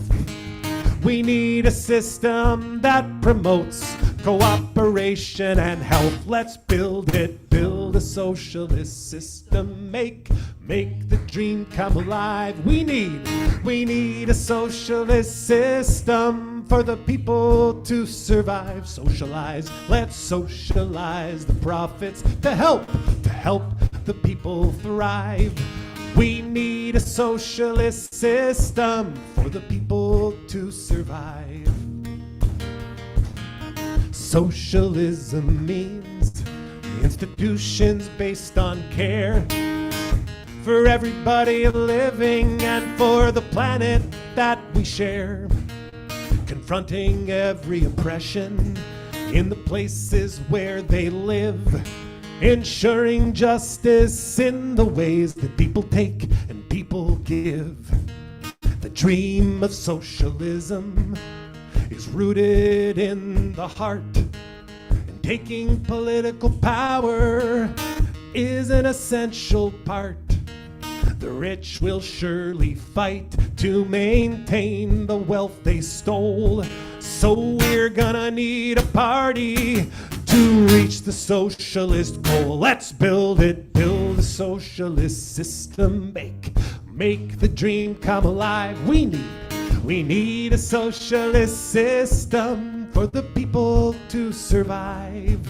Let's socialize the profits to help the people thrive. We need a socialist system for the people to survive. Let's build a socialist system, make the dream come alive. We need a socialist system for the people to survive. Let's socialize the profits to help the people thrive. We need a socialist system for the people to survive. For the people to survive.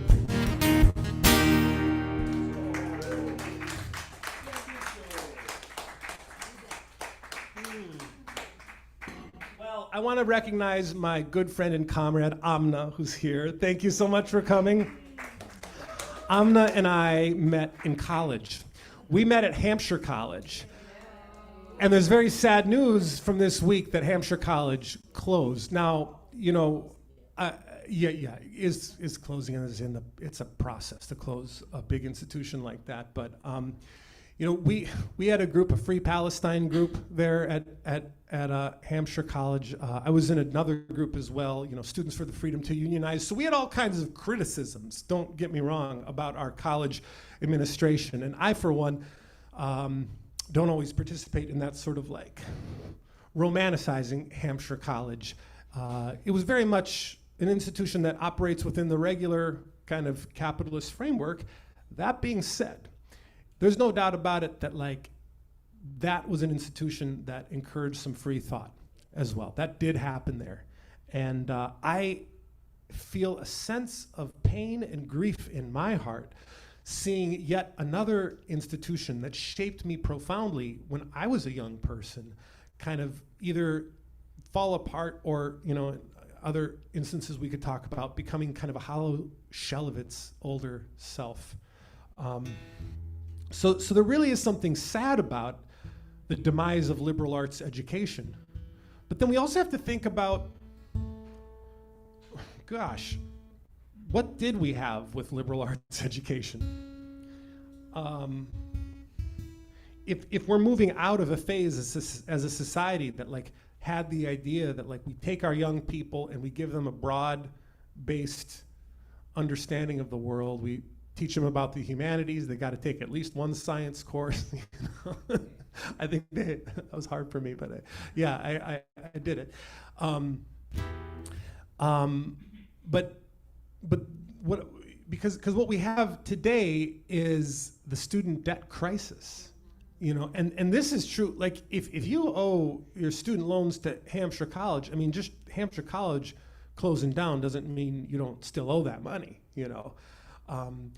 And we have a major problem. So what do we do as songwriters? We look to another song about debt. So the original was by Tennessee Ernie Ford. It was called 16 Tons.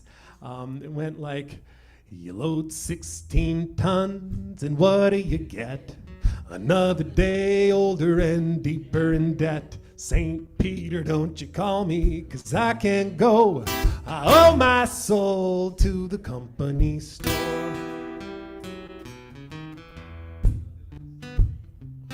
Well, the company store was the place where you went to get your food when you were a worker working in the mine. Some things change, and others stay the same. Back then, they had scrip to pay for the things at the grocery store.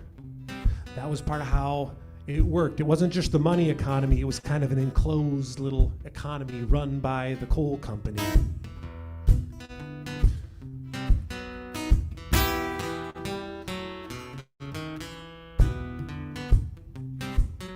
Some people say you gotta get a degree, then comes the time you pay the fee. Well, I couldn't believe how my balance had grown since the day I signed my student loan. You go to 4 years of college, and what do you get?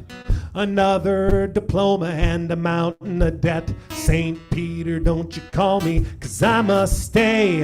I owe my soul to Sally Mae. You go to 4 years of college, and what do you get? You go to 4 years of college, and what do you? Another diploma and a mountain of debt. St. Peter, don't you call? I must stay. I owe my soul to Sally Mae.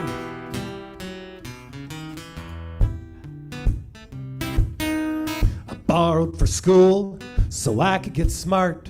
I studied my books and did my part. I took a full load of English and history. But then I got a job serving coffee and tea. You go to 4 years of college, and what do you get? Another diploma and a mountain of debt. St. Peter, don't you call me, 'cause I must stay.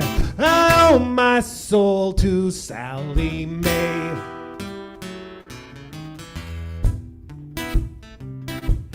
The collector keeps calling, saying I better pay. However I try, there ain't no way.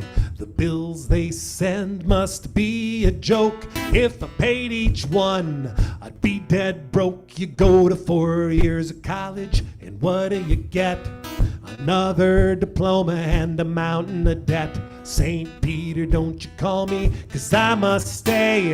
I owe my soul to Sally Mae.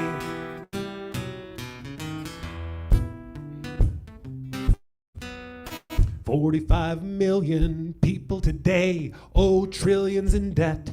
The creditors say that growing tab can never be paid. So don't give in and don't be afraid. Stand up for your rights, and what can you get? Free education means cancel the debt.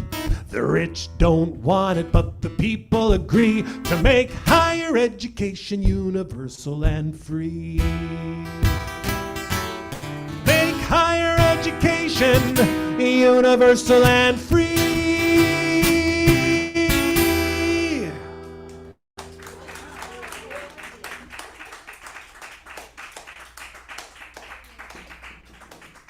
Well, it's about, thank you all for coming out here and singing along so enthusiastically. It's 9:21. I thought I would do one final song. How'd that be? So it is a song by Woody Guthrie. But when Woody Guthrie sang this song, my gosh, it sounded real, real different. It's called Harriet Tubman's Ballad. And the melody that you're going to hear mostly comes from my friend Ethan Miller. Wonderful songwriter up in Maine, who kind of isn't doing as much songwriting. He's more doing like left-wing economic research and organizing.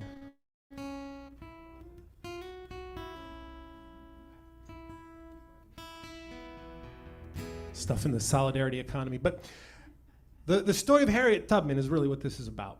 And she was enlisted by the Union Army in that war called the Civil War. What did Du Bois call it? The rebellion. I'm going to mess this up.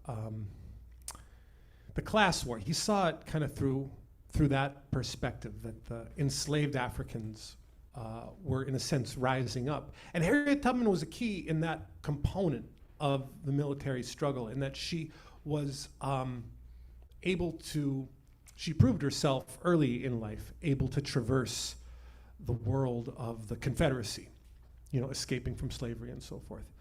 But the Union Army needed someone like her to be able to recruit the enslaved Africans on the plantation to then pick up a weapon and be enlisted into the army.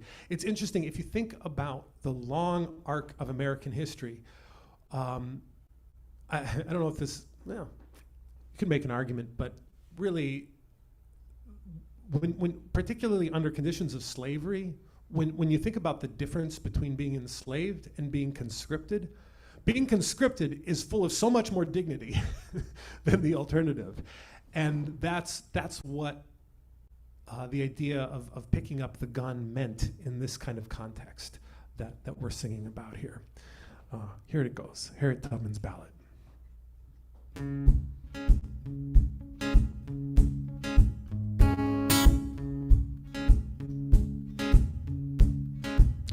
I was 5 years old in Bucktown, Maryland, when into slavery I was sent.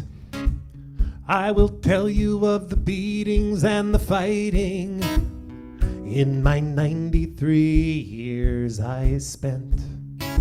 I helped a slave hand make a run for freedom when my 15th year come rolling round. The guard, he caught him in a little store in a little slavery village town. The boss made a grab to catch the field hand. I jumped in and blocked the door. The boss, he hit me with a 2-pound scale iron, and I went black down on the floor. On a bundle of rags in our log cabin, my mother, she ministered my needs. It was there I swore I'd give my lifeblood just to turn my people free. It was there I swore I'd give my lifeblood just to turn my people free. In 44 I married John Tubman. I loved him well till 49, but he would not come and fight beside me, so I left him there behind. I left Bucktown with my 2 brothers, but they got scared and come back home. I followed my northern star of freedom. I walked the grass and trees alone. I followed my northern star of freedom. I walked the grass and trees alone. I slept in barn lofts and in haystacks. I slept with my people in slavery shacks. They said I'd die by the boss man's bullets. I said I'm never turning back. Then bright on one early morning, I came to my free state line. I pinched myself to see if I was dreaming. Freedom right before my eyes. I pinched myself to see if I was dreaming. Freedom right before my eyes.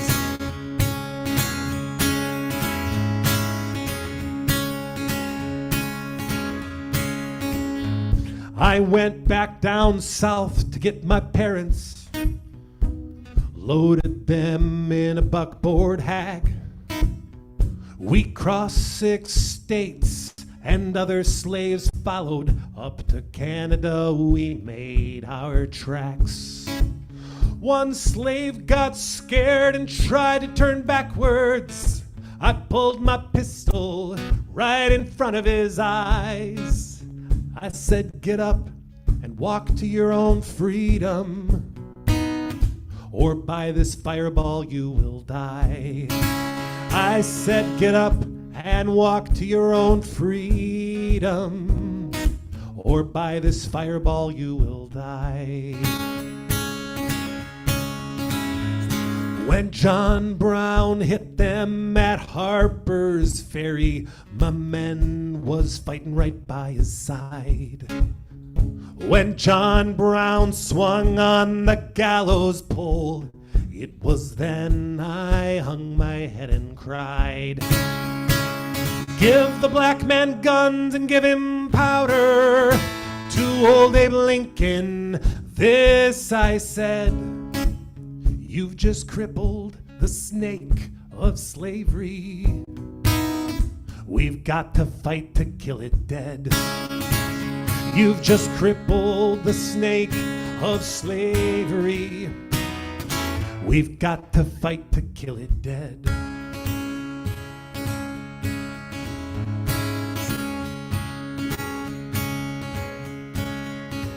We have faced the bullets, lightning. Thunders broke us from our sleep. We have waited in bloody rainstorms, broken bodies that we reaped. Though we faced the zigzag lightning, it was worth the price we paid. When our thunder had rumbled over, we had laid slavery in its grave. When our thunder had rumbled over, we had laid slavery in its grave. Come now and gather round my deathbed. Sing to me a freedom song. I'm going now to meet my maker. My 93 years are gone. Come now and gather round my children. Listen to me, my dear ones. Don't you dare go thinking that I'm something special and that you couldn't do just what I've done. Don't you dare go thinking that I'm something special and that you couldn't do just what I've done.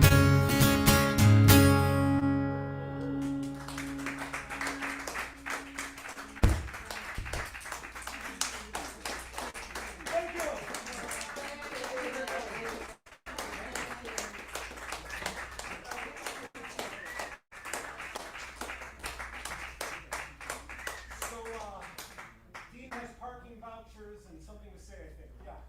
Thank you, Ben Grosscup, for being with us tonight. Thank you, Ben. In case you didn't get a chance to feed the basket, it's right here. We appreciate your presence, and keep in touch with us. We'll let you know what else is going on for the rest of this season. Thank you. Thank you. Thank you.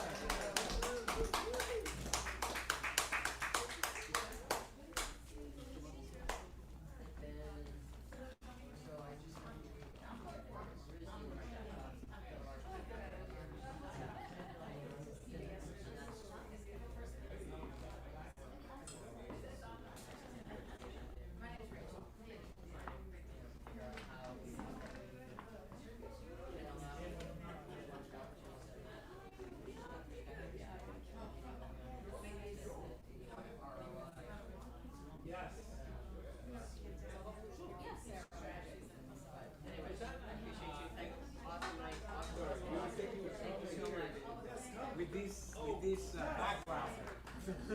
He plays guitar too, no? We have been advertising, especially people.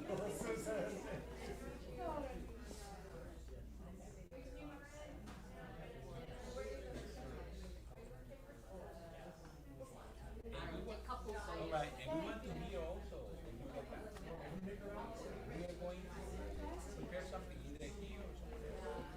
Because I bet you will be bilingual in your music, at least in your music. At least in your music. And you will discover Ruben Darío, and you will discover.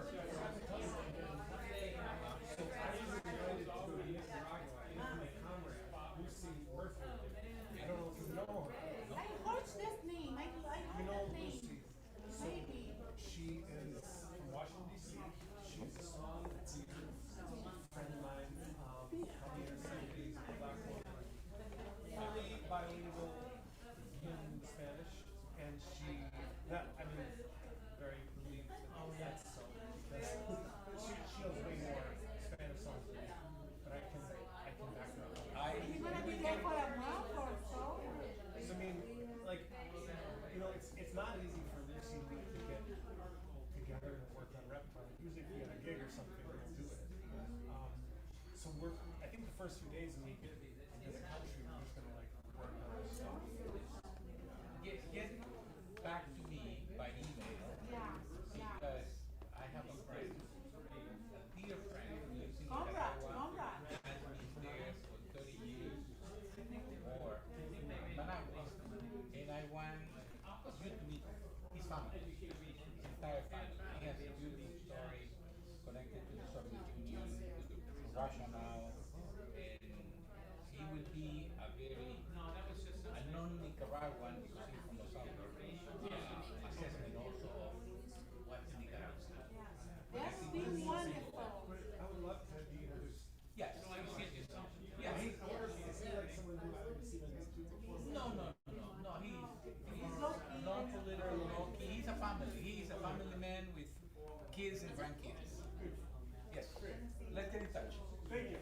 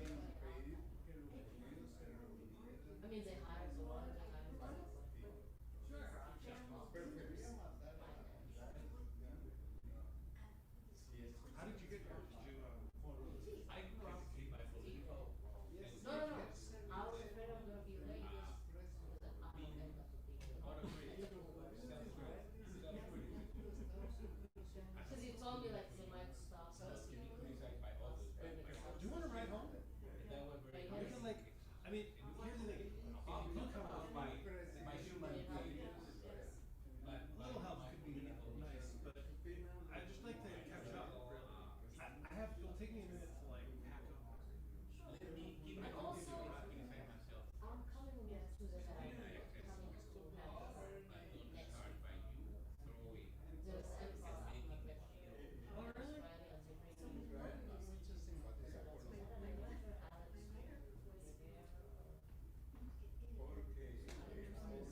Oh, I should come to that. Yeah. I'm gonna resend that to me. Yes, I'll send it to you.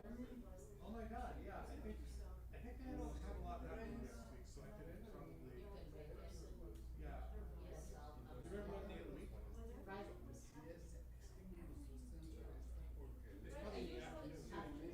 Yeah, yeah, I can make that happen. Yeah. Okay. No, I mean, it's like, I guess it'll be the last one. Yeah.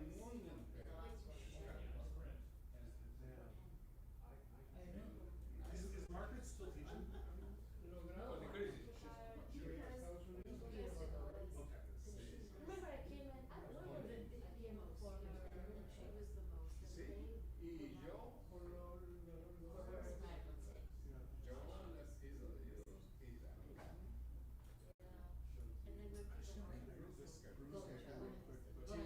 We're finding all kinds of good Yes. people, but we'll catch up a little bit Okay. in the car and, yeah. I never meeting at that party.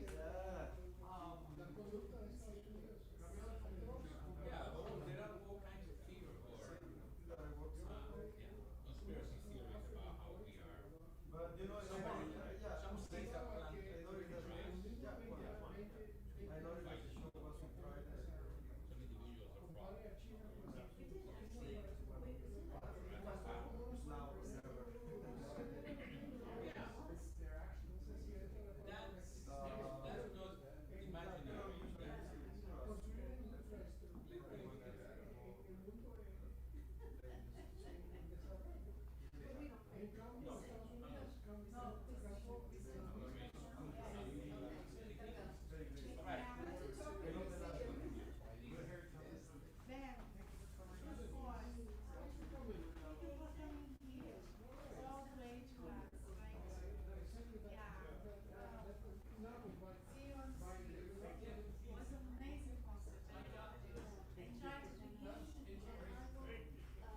That's not imaginary.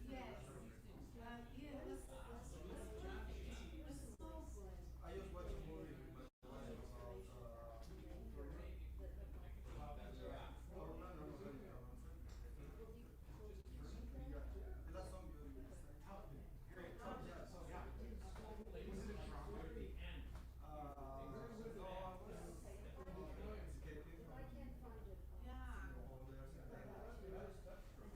jumping into the river and Yeah, I think I saw that too.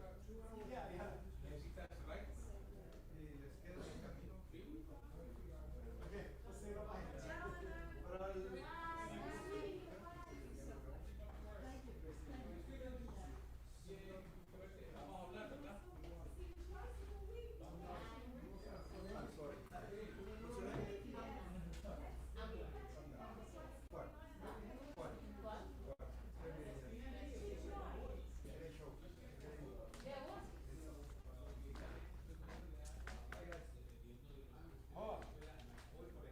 That's a cool place. Filled up all the space on this phone.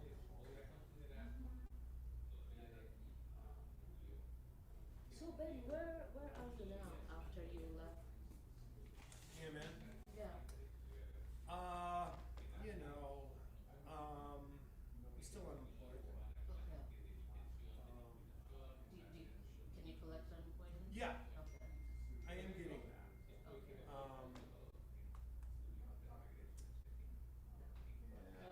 Yeah, it just happened. What do you think? What am I thinking? Yeah. Wow.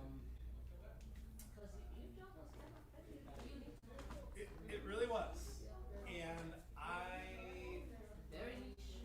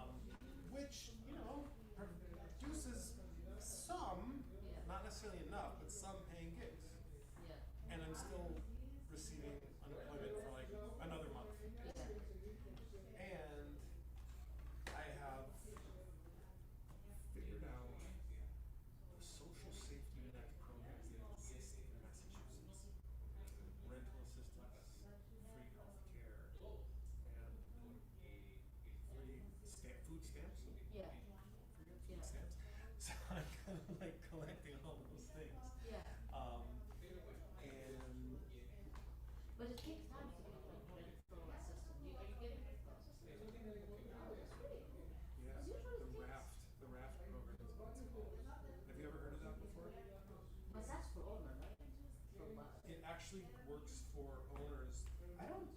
It's really funny, I don't know, I've never had a conversation with anybody else about this program, but I looked it up and figured out that I was eligible and I applied and So they help you with rent? they pay for, they've been paying for my rent for a period of time.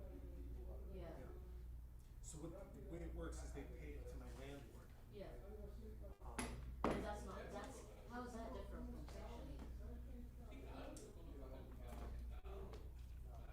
Section 8? Section 8 is, with Section 8, you're talking about specific buildings that are coded Section 8. So, Not Section really, 8 no, is, that's subsidized. maybe you know more than me. Yes, I know, because You know more than me, maybe. Section 8, you can go any unit as long as the landlord agrees to that will be paid two-thirds of what you buy. Usually that's the case, like you pay third and they pay two-thirds. But there's probably a lot of landlords that like just don't want that to happen. Yeah, so that's a tricky part, because not a lot of landlords like to deal with it. So, and then there is subsidized housing,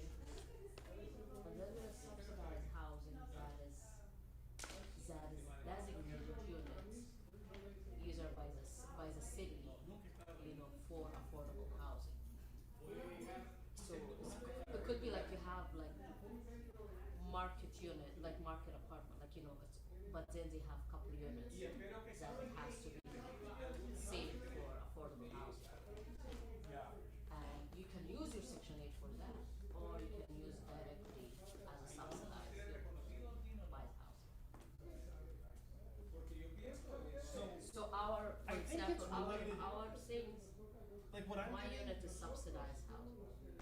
So it's, I mean, next door, just like someone paying market rent, I don't pay market rent. And then there are some buildings, it's like totally just all government. See, it's, So, because I think it helps here, like say city of Cambridge, incentivize, like the, what do you call it, like the developer, like if you're gonna, we're gonna give you like break tax if you designate a couple of those units for affordable housing. got it. My situation is, Temporary, it's not.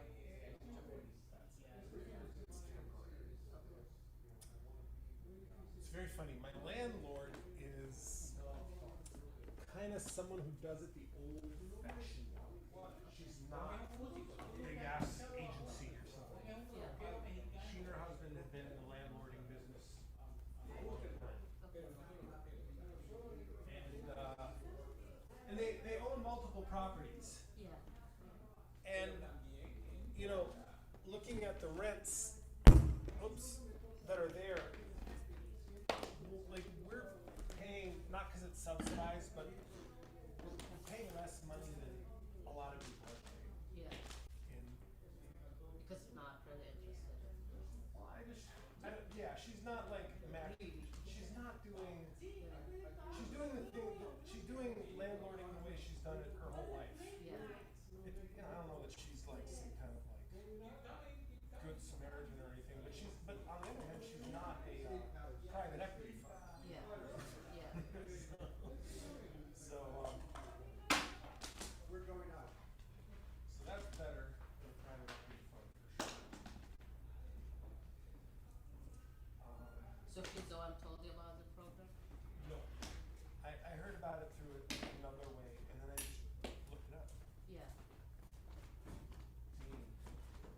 There's a pile of money. It's not much. It's not much, but something. Yeah. And there's, I've got another check, There's the first of the two checks. and I've got an Eventbrite, number, but I don't know. Well, you got a number, but not a check for the number.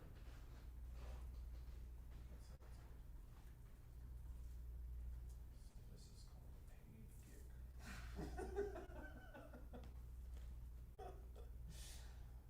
I had a great time.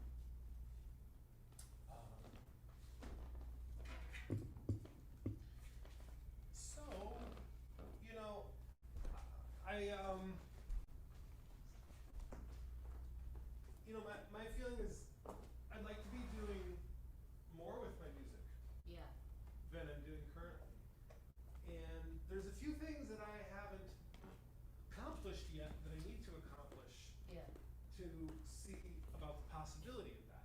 Yeah. And like one of those Like things, making revenue out of it. well, like one of those steps is like putting an album out. Put it what? Putting an album out. Album out, yeah. Yeah.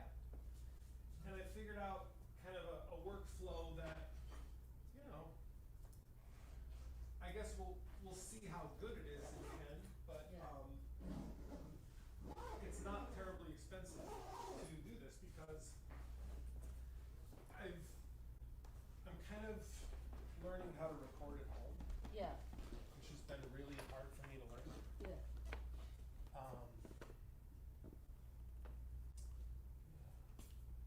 So that's happening. I mean, but then how you I mean, what's, I mean, obviously, it's much cheaper now to make an album. Yeah, that part is, some Yeah, things but are then, cheaper these days. how do you make money out of it? How's that work? Like, Well, through YouTube or through what? It's not selling recordings is a dead business. Yeah, that's what, yeah, so what? So you know, it used to be that musicians had a business model around that, and that's kind of over. Now, one thing that did happen for me, I think my YouTube channel got monetized. Ah, So I actually got my first payment from YouTube Yeah. like a little earlier this year. It was like for $120 or oh, something. good, yeah. Cause what, you have, you Dean, have. what does the church get per month from YouTube? I bet you get paid something, right? It varies, Yeah, I would imagine. varies. If you get a big, We have some speakers who garner a lot of views. yeah, Probably our serious Taylor Swift is named Richard Wolf. yeah, Richard Wolf is your big, He's our Taylor Swift. yeah. And behind him, we've had So like the month after he Max speaks, Blumenthal. do you get like Well, hundreds Amar, or thousands or? we've gotten some thousands. Last year was very good. It's like, the total was like 13,000. Whoa, YouTube I sent have- you $13,000? I have an ongoing issue with this whole thing. That 13,000 is, it's Richard Wolf, Max Blumenthal, Norman Finkelstein, Jeffrey Sachs. Uh-huh. There might be one or two others who But do like, do they pretty well, pay but to you on a monthly basis, based on the total amount of views of your channel, right? yeah, something like that. What Amar does is cut it up into pieces and put it up in shorts and reels and whatever, Right. you know, and That's what you gotta do, yeah. and that gets a lot of more time. But Amar has kind of left us. Oh, okay. He has opened his own YouTube channel, and he's taken all of those speakers and he's interviewing them himself. Uh-huh, Another big one is named Colonel Lawrence Wilkerson. sure. So I don't know what's going on with that right now. And basically what we have is we put up our Sundays and it gets 300 or 400 views every Sunday, unless it's Max Blumenthal or Richard Wolf. You know, my opinion is that, I mean, I traveled, played clubs for years, before there was a child and a mortgage, and I would split the proceeds of shows with the presenter, right? So, my opinion is Max Blumenthal should get half of the money that we garner from the views on, you know, that we get from having him. But Is that not how it works? no, right now it's like we invite speakers and they speak and they get a tiny honorarium from us, $200, $300. and that's it, there's no arrangement about YouTube, you know, and they either, I don't know what arrangements, you know, there's some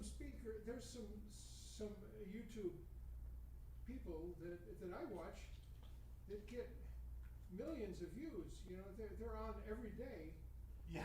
and they're getting lots and lots of attention, you know, like Danny Haifong, you know? Sure. Or,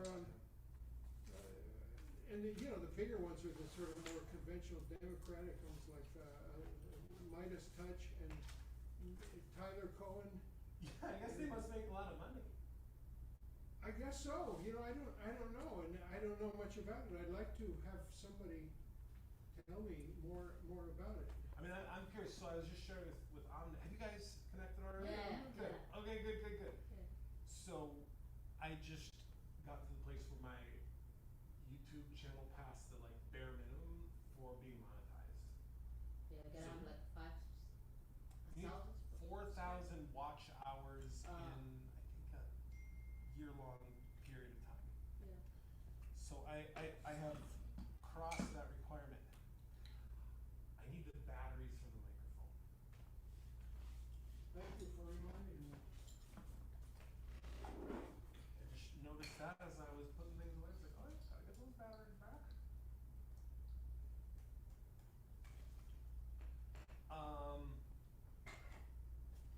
But yeah, it's a strange attention economy. See, I've never asked someone who has one of those big shows like how they work the finances out, but I would have assumed that the way it works is the way your intuition leads you to think.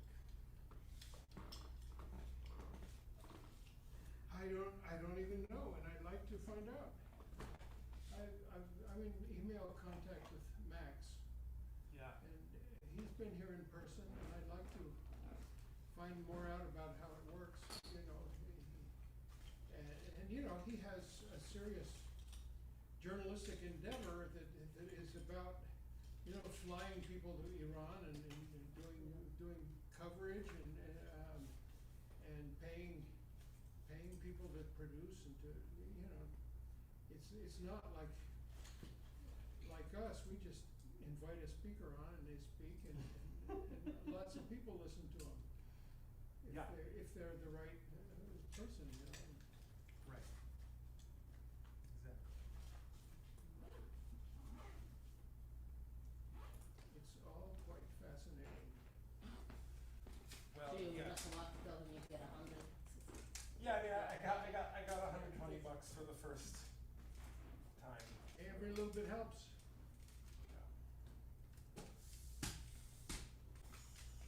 See how that goes moving forward.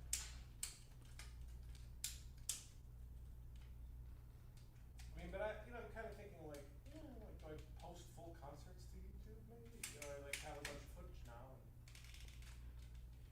always do that. Well, is it better to do that or just do like a bunch of shorts, you know, a song? Yeah. I just turn on, I record a song on my phone and then I put it up on YouTube and YouTube puts it up on Facebook. And, YouTube will put it on Facebook as well? yeah, YouTube, there's a, you know, something like a premiere, is it called? And they'll send it over to Facebook.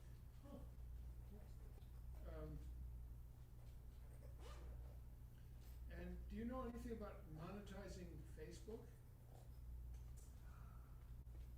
I think that Facebook has much worse terms around that, but I haven't really looked into it. There's a little wax here. Yeah, I've seen some, I've just kind of browsed or run into something about Facebook trying to get you to monetize. I don't remember what it was. There's gotta be ways that it And, works. You get a lot more views on Facebook and Instagram than you do if you just put something on YouTube with no kind of So you use connections the to premiere other function then doing that will post video content to Facebook as Yeah. well. Yeah. It's good to know. I should do that. I haven't used the Premiere function, that's probably why.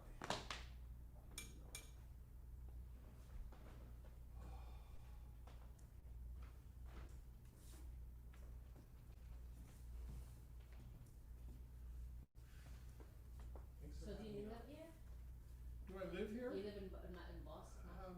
We should, it'd be nice to have some person who did what I do, who lived in this building. Oh, Because it's sort of, I spend half my life going back and forth to our Yeah. house, to here, and it really requires somebody who's here. And we have had people live in this building before. Yeah. There's a beautiful apartment yeah, on the 5th floor. Yeah. It's a mess right now, it needs Yeah. a lot of work, but, Well, it would be a great arrangement. The kitchen you showed me, that's not part of it, is it?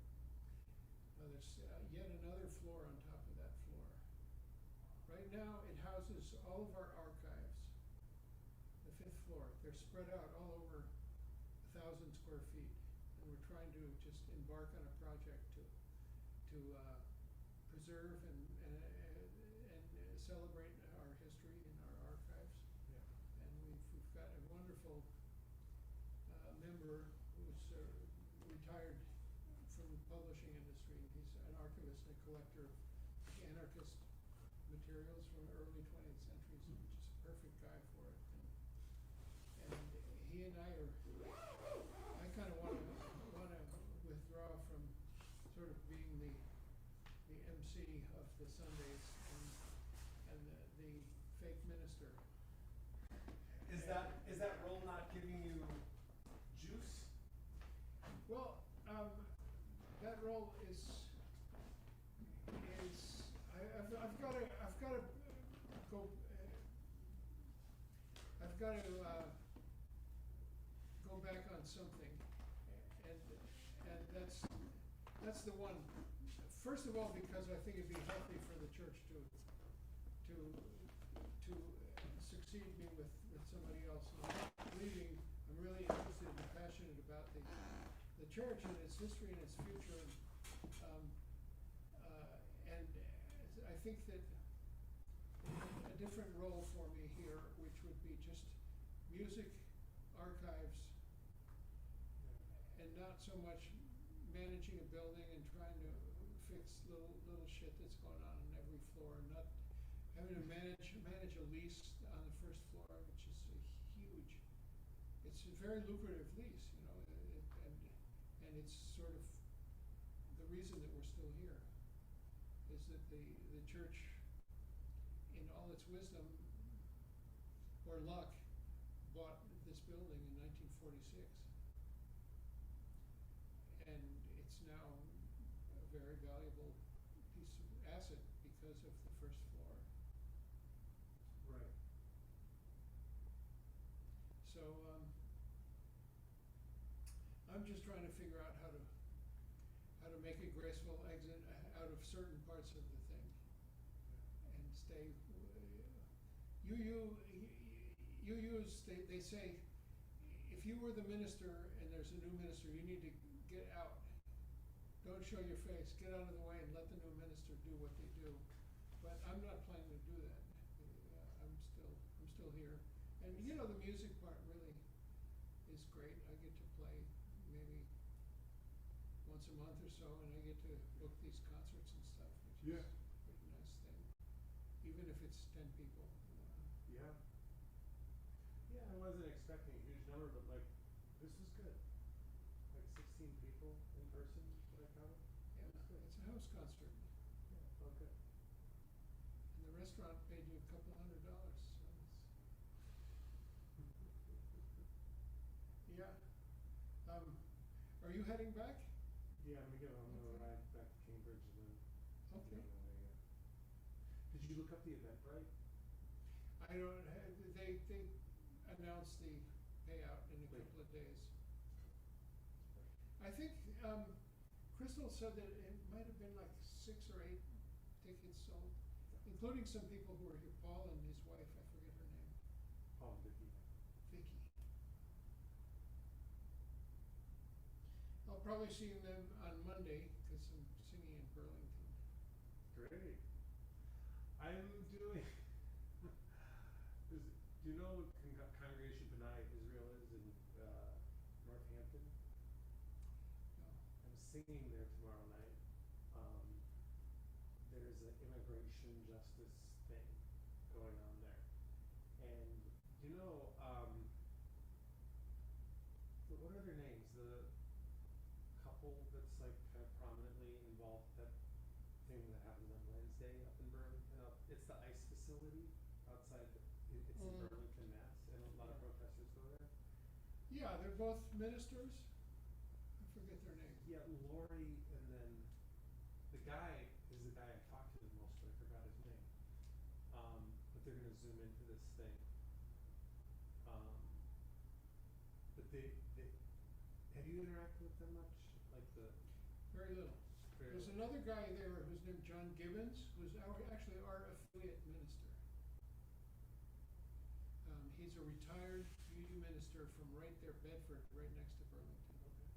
And he's been on the forefront of organizing that whole thing, along with some other clergy from around there. Rabbi Susan Abramson is another one, and those two who I think they're congregational ministers, if I'm not mistaken. yeah.